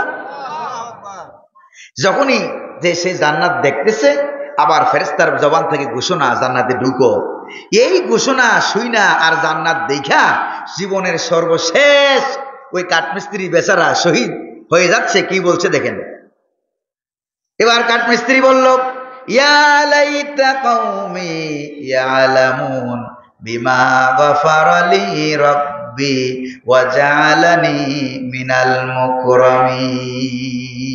ইয়া লাইতা কওমি ইয়ালামুন, আরে আফসোস, হায় রে আফসোস, আমার জাতির লোকেরা যদি জানতো বিমা গফারা লি রাব্বি, আল্লাহ যে আমারে ক্ষমা করেছেন, জীবনের সব গুনাহ মাফ করে দিয়েছেন, ওয়া জাআলানি মিনাল মুকরামিন, আর আল্লাহ তাআলা আমাকে জান্নাতের সম্মানিত মেহমানদের অন্তর্ভুক্ত করেছেন, এটা যদি আমার জাতির লোকেরা যারা আমারে মারতেছে এরা যদি জানতো কতই না ভালো হতো। যাকে তারা মারতেছে, যারা শহীদ করার জন্য ফাঁসির কাস্টে ঝুলায়, আমার দেশে এরকম ঝুলায় নাই? যেরকম ঝুলাইছে না? 3 ঘন্টা সময় বাকি আছে, গিয়ে বলছে স্যার আপনার হায়াত বাকি আছে কয় ঘন্টা? 3 ঘন্টা মাত্র বাকি আছে। এবার সে বলতেছে ঠিক আছে আমি একটু নামাজ পড়ে আর 2 ঘন্টা ঘুমাই। সুবহানাল্লাহ বলবেন না? 2 ঘন্টা পরে 1 ঘন্টা বাকি থাকতে তোমরা আমার এসে জাগায় দিও। পুলিশে এটা শুনে আশ্চর্য কথা। ফাঁসির ঘোষণা হলো, হায়াত বাকি আছে আর মাত্র 3 ঘন্টা। এই সময় কি মানুষে ঘুমায় টুমায় নাকি? পাগল নাকি এটা? আইসা দেখে ঠিকই ঘুমায় গেছে, নাকটাকে ঘুমাইতেছে। আমার মনে হয় ঘুমাচ্ছে যে ঘুমের ঘরে আল্লাহর জান্নাতে ঘুরতেছে। সুবহানাল্লাহ। ঘুমাইতেছে। কিছুক্ষণ পরে এসে ডাক দিল। ডাক দেওয়ার পরে উনি উঠলেন, জাগলেন, উজু করলেন, রেডি হলেন। পুলিশরা আসছে, ডানে বামে সামনে পিছনে হাতে ধরবে, ফাঁসির মঞ্চে নিয়ে যাবে। কারণ তাদের অবস্থা হইলো ফাঁসির আসামিকে জোর করে ধরে নিয়ে ফাঁসিতে ঝুলাইতে হয়, নিজে নিজে যায় না। সে বলল আমি নিজে নিজে যাব, ধরাও লাগবে না, সও লাগবে না, তোমরা কেউ আমাকে ধরো না। চলে গেল একবারে বাপের বেটার মতো। আগে আগে হেঁটে ধীরে মন্থর পদে নয়, দ্রুত কদমে হেঁটে চলে যাচ্ছে। কারণ যাবেই তো, ওরা দেখে ফাঁসির মঞ্চের দিকে যায়, আর উনি তো দেখতেছে আকাশের দরজা খোলা। আল্লাহু আকবার বলবেন না? উনি দেখতেছে আকাশের দরজা খোলা, জান্নাতের ফেরেশতারা, লক্ষ লক্ষ ফেরেশতারা সেলুট দেওয়ার জন্য দাঁড়িয়ে আছে। সুবহানাল্লাহ বলবেন না? এই জন্য ফাঁসির রশি নিজে বরণ করে নিলে দুনিয়া থেকে বিদায় হয়ে গেলেন। ওরা দেখে ফাঁসি দিচ্ছে আর উনি দেখতেছে জান্নাতে যাচ্ছে, আর আফসোস করতেছে, আর বলতেছে তোমরা কিন্তু নামাজ পড়বা। বলছে না? বলে নাই? পুলিশ ভাইরা তোমরা কিন্তু নামাজ পড়বা, রোজা রাখবা, ইসলামের পক্ষে থাকবা, হক হালাল পথে চলবা। এই কথাগুলি বলে বলে, কারণ যারা আমাকে মারতেছে তাদের বাপ তাদের কাছে যদ্দূর আপন, এর থেকে আরো বেশি আপন যেই লোকটারে মারতেছে সেই লোকটা। কারণ সেই লোকটা হলো ইসলামী আন্দোলনের লোক। যদি বলেন ঠিক কিনা? বিশ্বাস করুন ভাইরা, ইসলামী আন্দোলনের একজন কর্মীর কাছে তার নিজের সন্তানের চাইতে, নিজের মা বাপের চাইতে এলাকাবাসীর দরদ মোহাব্বত অনেক অনেক অনেক বেশি। আপনারা কি এটা মানেন? আপনারা কি এটা মানেন? এই জন্য দেখবেন বিপদে আপদে বালায় মুসিবতে ইসলামের জন্য তাদের কাছে ইমানের পাওয়ার বেশি, ইমানের শক্তি বেশি, এই জন্য দৌড়ে আসে। মিশরে যেখানে আমি লেখাপড়া করছি 4 বছর, পৃথিবীর সবচাইতে বড় বিশ্ববিদ্যালয় ইউনিভার্সিটি, নাম কি?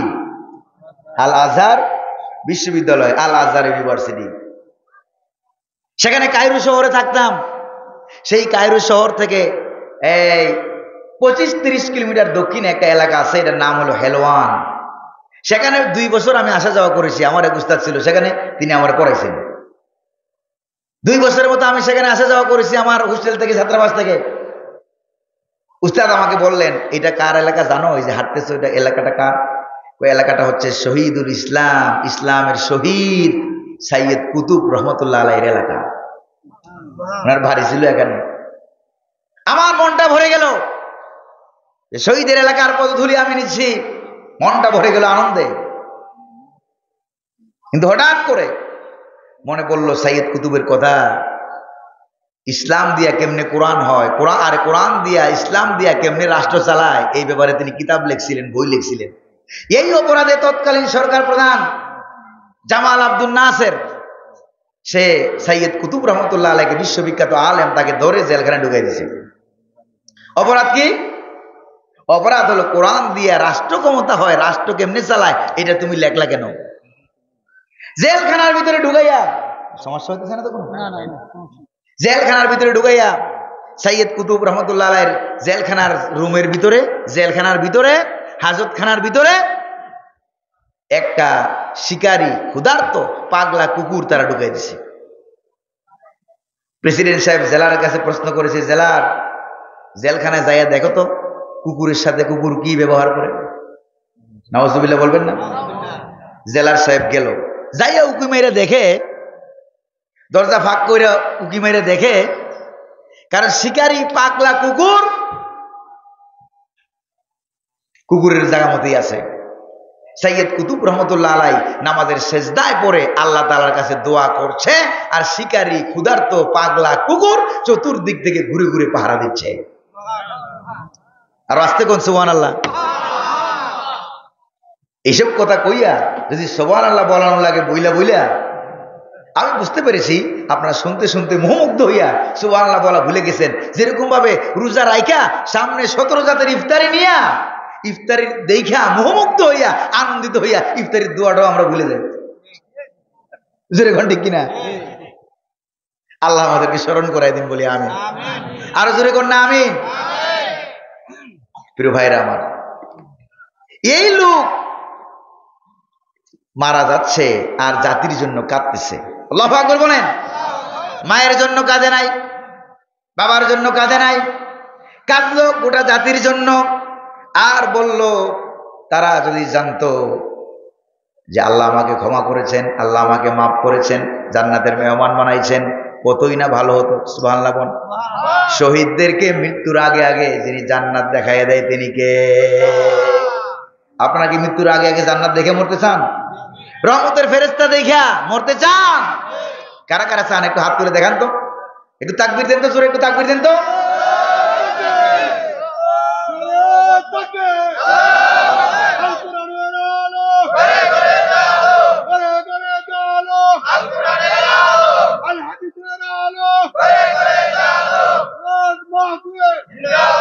প্রিয় ভাইরা আমার, এরপরে তাকে তারা মেরে ফেলছে। আরেকটা তাফসীরি কিতাবে আসছে, ওই 2 জন নবী ছিল তাদেরকেও মেরে ফেলছে। ওই যে পুলিশটা আসছিল নবীদেরকে বাঁচাবার জন্য, এই পুলিশটাকেও তারা মেরে ফেলছে। পুলিশ মাইরা রাজনীতি গরম করা, এটা কাফেরদের আলামত, আমার দেশে মুনাফিকদের আলামত। যেরকম ঠিক কিনা? ওরা নিজের দলের কর্মীরে নিজেরা মাইরা কি করে রাজনৈতিক ফিল্ড গরম করে। যেরকম ঠিক না? যেরকম ঠিক না? গোটা পুলিশ বাহিনীকে তারা গোটা দেশের বিরুদ্ধে লাগাই দিছে। যেটা বলেন ঠিক কিনা? এই জন্য আমার দেশের যুবক যুবতী, ছাত্র ছাত্রী, নায়ক নায়িকা, গায়ক গায়িকা, হিন্দু মুসলিম, নারী পুরুষ, বৃদ্ধ আবাল বনিতা, রিক্সাওয়ালা, ঠেলাওয়ালা, কুলিওয়ালা, মজদুর, রিক্সা একটা ভ্যান গাড়িওয়ালা, ভ্যান গাড়ি দিয়ে কতগুলো বাদাম নিয়ে আসছে, আরেকজন সিঙ্গারা নিয়ে আসছে, আরেকজন কতগুলো পেয়ারা নিয়ে আসছে, আইসা ছাত্রদেরকে বলতেছে, মামারা আজকে খাও, টাকা দেওয়া লাগবে না। সুবহানাল্লাহ। এটা কি সহজ কথা মনে করেন? সহজ মনে করেন? সিঙ্গারাওয়ালা সিঙ্গারা নিয়ে আসছে ঢাকা ইউনিভার্সিটির ভিতরে, এসে বলছে মামারা প্রত্যেকদিন টাকা দিয়ে খাও, আজকে দেশ স্বাধীনের দিন, আজকে তোমাদের টাকা দেওয়া লাগবে না, খাও খাও আর আন্দোলন করো। সুবহানাল্লাহ। দেখেন নাই কত রিক্সা নিয়ে জাদুঘরে রাখতেছে এখন? রিক্সাওয়ালা দাম আছে নাকি নাই? দাম আছে, দাম আছে। এই যে নবীদেরকে মারলো, পুলিশটারে মারলো, তারপরে কাঠমিস্ত্রিটাকে মারলো, আল্লাহ তাআলা কি খুশি হয়েছে না রাগ করছেন? কোন তো আল্লাহ খুশি হয়েছে না রাগ করছেন? আল্লাহ তাআলা রাগ করলেন। তাদের প্রতি আল্লাহ পাক খুশি, কিন্তু গোটা জাতির প্রতি আল্লাহ পাক রাগ করলেন যে কেন এই ভালো মানুষকে ধরে ধরে মারছো। যেরকম ঠিক না? রাগ করে এবার আল্লাহ পাক সিদ্ধান্ত নিলেন তাদের থেকে আমি ছোট্ট একটা অ্যাকশন নেব, ছোট্ট একটা অ্যাকশন নেব। এবার আল্লাহ পাক বলেন, দেখেন অ্যাকশনটা কেমনে নেয়, সর্বশেষ আয়াতটা, ওয়ামা আনজালনা আলা কওমিহি মিন বাদিহি মিন জুনদিম মিনাস সামাই ওয়ামা কুন্না মুনজিলিন। আল্লাহ পাক বলেন তাদের প্রতি অ্যাকশন নেওয়ার জন্য আকাশ থেকে কাতারে কাতারে লক্ষ কোটি হাজারো ফেরেশতা পাঠানো, এটা আমি আল্লাহ জরুরি মনে করি নাই। সুবহানাল্লাহ।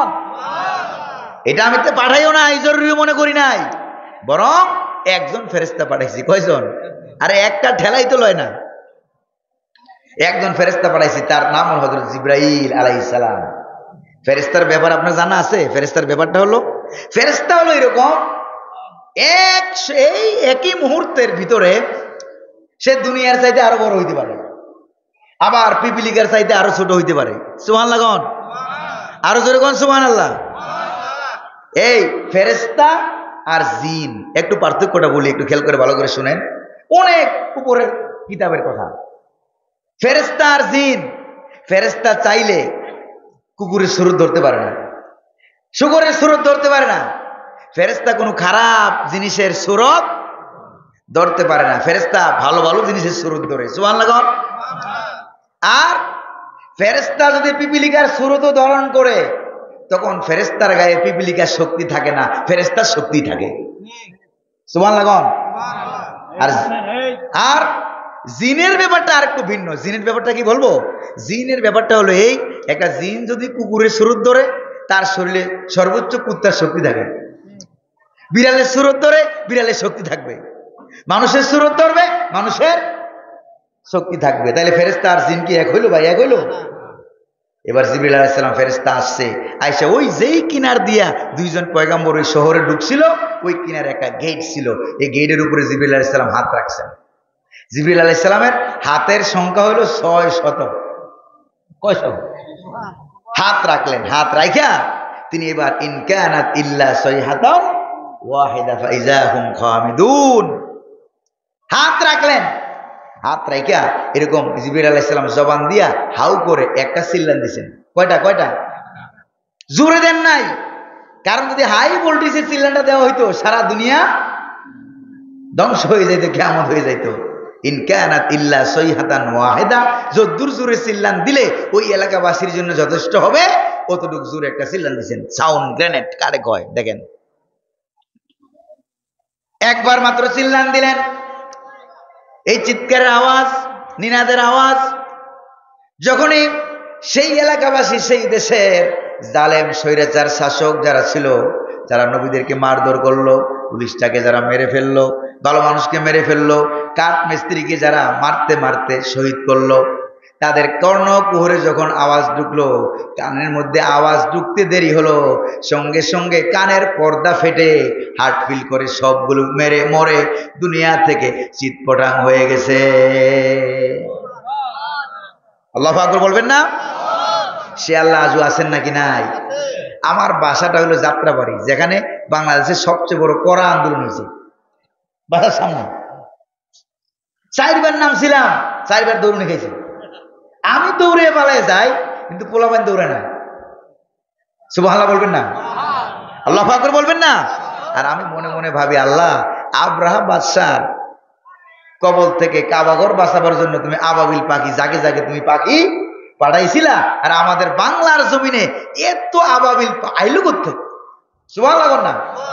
হঠাৎ করে রাতের 2:30 বাজে দেখলাম, দেখি রাস্তাটা খালি কিনা, বিশ্বরূপ রাতের 2:30 বাজে যায় দেখি পোলাপান ভরা। আল্লাহু আকবার বলবেন না? আপনি কি মনে করছেন স্বাধীনতা এমনি এমনি আসছে? যে ছেলে হারাইছে সে বুঝতেছে, যে বাবা হারাইছে সে বুঝতেছে, যে চোখ হারিয়েছে সে বুঝতেছে, যে মা হারিয়েছে সে বুঝতেছে কি জিনিস হারিয়ে গেছে। তারপরেও খুশি যখন শুনছে জালেমরা পালিয়ে গেছে। কিন্তু তারা এবার বলতেছে আমরা তো পালাইতে বলি নাই, পদত্যাগ করতে বলছি। যেরকম ঠিক কিনা? পালানোতে আমরা রাজি ছিলাম না, পদত্যাগ করতে বলেছি। পালাইলা কেন? এত বছর ভালো কাজ করেছো, দেশ জাতির উন্নতি করেছো, এতই ভালো কাম যদি করে থাকো, আকাম না করো, পালাইলা কেন? তারা পাচার করেছে কত কোটি টাকা না, কত হাজার, 90-92,000 বিলিয়ন মিলিয়ন ট্রিলিয়ন ডলার তারা পাচার করেছে। প্রতি বছরে কত? 15,000 কোটি টাকা প্রতি বছরে পাচার করেছে। পাচার বুঝেন তো? চুরি করেছে, ডাকাতি করেছে, বিদেশে পাচার করেছে।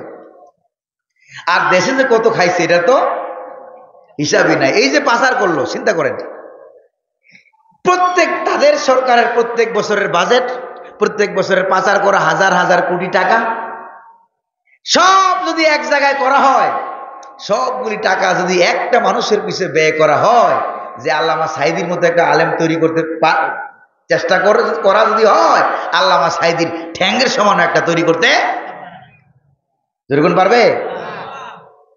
সি সি সি, রাগটা করেন নাই তো আপনারা? আপনারা কি রাগ করতেছেন মনে হয়? শহীদরা কবরে জিন্দা, শহীদরা কবরে কি আকীদা সাফ করে যান। নবীরা, সকল নবী কবরে জীবিত, দাঁড়ায় দাঁড়ায় নামাজ পড়ে, সুবহানাল্লাহ। সকল শহীদ কবরে জীবিত, তাদেরকে আল্লাহ পাক কুদরতি খাবার দান করে। আছে না কোরআনে? শহীদরা কতক্ষণ আরশে আজিমের নিচে যায়, কতক্ষণ এদিকে যায়, কতক্ষণ ওইদিকে যায়, আল্লাহ পাক যাকে যতটুকু পাওয়ার দেয় ততটুকু ঘোরাফেরা করে। আছে না জান্নাতে সবুজ পাখি হয়ে ঘোরাফেরা করে? সুবহানাল্লাহ বলবেন না? সুবহানাল্লাহ বলবেন না? এই জন্য শহীদদের কবরে কোনো প্রশ্ন করা হয় না। হাবিবে নাজ্জার কবরে কোনো প্রশ্ন নাই, যারা শহীদ হয়েছে কবরে কোনো প্রশ্ন নাই। আশ্চর্য হয়ে গেলাম, গত 2 সপ্তাহ আগে, প্রায় 1.5 মাস পরে একটা ছেলের লাশ কবর থেকে উঠানো হয়েছে। কোন এলাকা না, রাজশাহী না কোন এলাকার দিকে, ফেসবুকে দেখলাম। তদন্ত করার জন্য তার বাবা বিচার মামলা করেছে, আমার ছেলেকে গুলি করে হত্যা করা হয়েছে। কবর থেকে লাশ উঠাইছে, উঠাইয়া দেখে 1.5 মাস আগে যেরকম দাফন করছে এখনো এরকম রয়ে গেছে। সুবহানাল্লাহ বলবেন না? গত 3-4 মাস আগে ইন্ডিয়া গেছিলাম, দক্ষিণ 24 পরগনা, কলকাতা এলাকায় ওয়াজ মাহফিল ছিল, অনেক মাহফিল প্রোগ্রাম গেছিলাম। সেখানে ফজরের নামাজ পড়ার পর মুসল্লিরা আমাকে বললেন যে হুজুর, এই আমাদের এখানে একটা কবরস্থান আছে। ফজর নামাজ পড়লাম, দারসুল কোরআন পেশ করলাম, বললো যে কবরস্থান আছে, আমরা কবর জিয়ারত করি। কবর জিয়ারত করতেছি, আমার পাশে যে লোকটা আছে সেই লোকটা দাঁড়ায় দাঁড়ায় ফুফায় ফুফায় কাঁদতেছে। মুনাজাত শেষ করলাম, বললাম যে ভাই চোখের পানি কিন্তু মুছেন না। আমরা অনেক সময় চোখের পানিগুলি মুছে ফেলাই, উজুর পানি মুছা ঠিক না, না মুছে থাকতে পারলে ভালো। কারণ উজুর পানি ফোঁটা যত পড়ে তত শরীর থেকে গুনাহ ঝরে। সুবহানাল্লাহ বলবেন না? 1 নাম্বার 2, চোখের কাদার পানি এটা মুছবেন না, এটা যত নাক দিয়া বাইয়া বাইয়া নিচে দাড়ি ভিজা মাটিতে পড়লো, নাকের বরাবর আসলো, নাক সাক্ষী হয়ে গেছে। দাড়িতে ভিজেছে, দাড়ি সাক্ষী হয়ে গেল। জামায় পড়েছে, জামা কাপড় সাক্ষী হয়ে গেছে। জমিনে পড়েছে, জমিন সাক্ষী হয়ে গেছে। আল্লাহ আমি সাক্ষী, তোমার ভয়েতে এই গোলামটা কেঁদেছে, তাকে তুমি ক্ষমা করে দাও। কথা কি মনে থাকবে? এই লোকটা ফুফায় ফুফায় কাঁদতেছে। ভাই কান্দো কেন? কই যে ভাই এই এলাকার আমি গরিব মানুষ, আমি এই এলাকার মানুষ মারা গেলে কবর খুঁড়ি। শুনতেছেন আপনারা? কবর খোঁড়ার লোক আমি। এরকম আছে না আপনাদের এলাকায়? এরকম যেই মারা যায় দৌড়ে আসে, বিনা পয়সায় কবর খুঁড়ে দেয়। পয়সা নেই, টাকা নেয় না, আমি কবর খুঁড়ি। তো এই এখানে একটা বাংলাদেশি মানুষের কবর আছে। সে আমাকে কি বললো, এখানে একজন বাংলাদেশি আলেমের কবর আছে, তার নাম হইল মাওলানা আমিনুল ইসলাম। আমি বললাম মাওলানা আমিনুল ইসলাম নামে বাংলাদেশের রেডিও টেলিভিশনে সেহরির সময় বয়ান করতো, বয়স্ক মুরব্বী লোক ছিল, মুরব্বীরা শুনছেন। উনি তো অনেক আগে মারা গেছে, কবর বাংলাদেশে। এটা আবার কোন আমিনুল ইসলাম? আমি তো চিনি না। কই যে না, ওনার নাম বাংলাদেশে ছিল মাওলানা আজিজুর রহমান। ইন্ডিয়া আসার পর আমরা নাম দিছি মাওলানা আমিনুল ইসলাম। আমি বললাম নামের কারণ কি, নাম চেঞ্জ করলেন কেন, পাল্টালেন কেন? কই যে উনি আপনাদের বাংলাদেশে গাইবান্ধা এলাকায় এক সময় এমপি ছিলেন। নাম শুনেন নাই মাওলানা আজিজুর রহমান? ইসলামী আন্দোলনে কি ছিলেন? এমপি ছিলেন। আত্মরক্ষা করার জন্য সংগঠনের সিদ্ধান্তের কারণে দেশ থেকে বিদেশে চলে গেছে। আত্মরক্ষা করার জন্য দেশ থেকে বিদেশে চলে গেছে। তো দেশ থেকে বিদেশে চলে গেছে, আইসা উনি আমাদের দেশে অনেকদিন থাকার পর উনি আমাদের দেশে ইন্তেকাল করেছেন, মারা গেছেন। উনাকে আমরা সুন্দর করে কাফন দাফন, গোসল করাইয়া কাফন দাফন করে ব্যবস্থা করে সুন্দর করে আমরা উনাকে এই কবরস্থানে, এই যে আপনার সামনে যে কবরটা, উঁচা কবরটা দেখা যায়, এই কবরস্থানে আমরা উনাকে দাফন করেছি। উনাকে দাফন করার 6-8 মাস পর আমাদের এলাকায় একটা ছেলে মারা গেছে। ওই ছেলের কবরটা আমি খুঁড়তে গেলাম, যাইয়া ওই ছেলের কবর, ওই কবরের পাশেই খুঁড়তে গিয়া ওই কবরটার একটা সাইড ভেঙে গেছে। ওই যে মাওলানা আজিজুর রহমানের কবরের এক সাইড ভেঙে গেছে। তখন ভেঙে যাওয়ার পর যখন কবরের দিকে আমার নজর পড়লো, তখন দেখলাম 8 মাস আগে যেমন দাফন করেছি কাফনের কাপড়টাও পরিবর্তন হয় নাই, সেরকম রয়ে গেছে। এই জন্য আমি কবরের পাশে দাঁড়ায় দাঁড়ায় কাঁদতেছি। সুবহানাল্লাহ বলবেন না? আল্লাহু আকবার বলবেন না? আমরা আল্লাহর ওলি চিনতে ভুল করছি। আমরা মনে করছি সকালে বিকালে জিকির করে, তাসবিহ করে, ওসিফা করে, ভালো কথা করে, কিন্তু এলাকায় ভালো মানুষ ধরে মারে, সে তাসবিহ পড়ে। কথা বুঝেন? কিন্তু এলাকায় ভালো ভালো মানুষ ধরে মারে, জেলখানায় ভরে, সাইদি সাহেবের মতো মানুষ জেলখানায়, ও বসে বসে কি করতেছে? জিকির করতেছে। বুঝেন নাই? এবার এটা কি আল্লাহর ওলি না শয়তানের ওলি? কার ওলি? আল্লাহর ওলি না শয়তানের ওলি? এটা শয়তানের ওলি। কেন শয়তানের ওলি বললাম?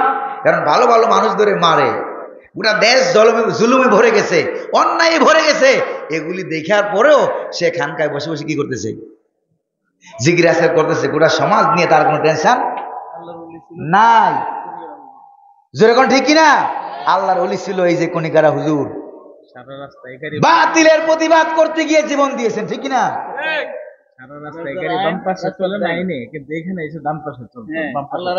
আল্লাহু আকবার বলবেন না? এই জন্য যারা শুধু খানকায় বসে বসে জিকির আজকার করে, গোটা দেশ সম্পর্কে কোনো খবর রাখে না, তাদের কাছে জালেমরা যায় তাবারুক নিয়ে, দোয়ার জন্য যায়। যেরকম ঠিক কিনা? টাকা নিয়ে যায়, টাকার গাড়িতে নিয়ে যায়, বস্তা নিয়ে যায়, গিয়ে তাদেরকে বুকিং দেয়, আর মিডিয়ায় শু করে আমার দলে অনেক বড় বড় আলেম আছে। ওরা কি ইসলাম বোঝে না? শুধু সাইদি ইসলাম বুঝছে, ওরা ইসলাম বোঝে না। কথা বুঝেন না বোধহয়? ওরা কি আল্লাহর ওলি না শয়তানের ওলি? এদেরকে দেখা শয়তান হাসে। শয়তানের হাসি দেখা আল্লামা ইকবাল একটা কবিতা লিখছে, মস্ত রাখো জিকির ও ফিকিরে সুবহগাহি মে উসে, মস্ত রাখো জিকির ও ফিকিরে সুবহগাহি মে উসে, পুখতাতর কর দো মেজাজে খানকাহি মে উসে। ওদেরকে দেখে ইবলিস শয়তান খুশি হয় আর কয়, বাবা খানকার ভিতরে থাক, বাবা ভাইরিস না, বাবা কি হইস না, তোর হাতে ধরি বাইরে ধরি দোহাই লাগে, বাবা বাইর হইস না, সকাল বিকাল জিকির ফিকিরে ব্যস্ত থাক, হাদিয়ারও অভাব হবে না, টাকা পয়সার অভাব হবে না। আর সাহাবায়ে কেরাম রাতের বেলায় রুহবানুল লাইল তাহাজ্জুদ গুজারি, আর দিনের বেলায় ফুরসান নাহার ইসলামকে কায়েম করার জন্য অশ্বারোহী যুদ্ধের তলোয়ার হাতে। সুবহানাল্লাহ বলবেন না? শাহজালাল ইয়ামানী রহমতুল্লাহ আলাইহি এক হাতে তলোয়ার আর এক হাতে কোরআন। জানেন না আপনারা ঘটনা? হযরত শাহজালালের তরবারি রহমতুল্লাহ আলাইহি, হুজুরের তরবারি সিলেটে এখনো আছে নাকি নাই? আমি নিজে দেখেছি, হাত দিয়ে ধরেছি, খুলেছি, দেখেছি, ওনার তরবারি এখনো আছে। তোমরা তরবারি ছাড়ছো কেন? যখন থেকে এটা ছেড়েছে তখন থেকে শয়তান ঢুকেছে, শয়তান বাসা বানাইছে। আল্লাহ আমাদেরকে আল্লাহর ওলি কারা, শয়তানের ওলি কারা বুঝার তৌফিক দান করুন বলি আমি। সর্বশেষ অনেক মা বোনরা আশেপাশে আছেন, তাদের জন্য একটা কথা বলি। অনেক ছেলেরা আছেন, যুবক কারা কারা আছেন একটু হাত তোলেন তো। যুবক কারা কারা? যুবক যুবক কই? যুবকের হাত তোলে না কেন? কই?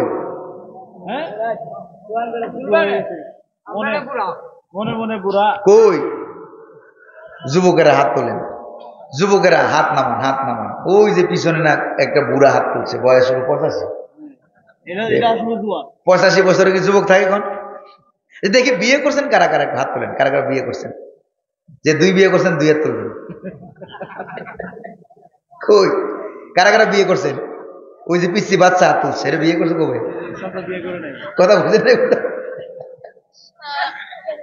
হাত নামান, রাগটা করেন না তো আপনারা। আল্লাহ বুঝার তৌফিক দিন বলি আমি। শুনেন, এই যে হাত উড়াইলেন, যুবক মানুষের হাত উড়াইলেন, যুবকদেরকে হাত তুলতে বললাম, বুড়ারা হাত উড়াইলেন। তার মানেটা কি? শরীরটা দেখতে বুড়া, কিন্তু ওয়াজ শুই না মনটা যুবক হয়ে গেছে। সুবহানাল্লাহ।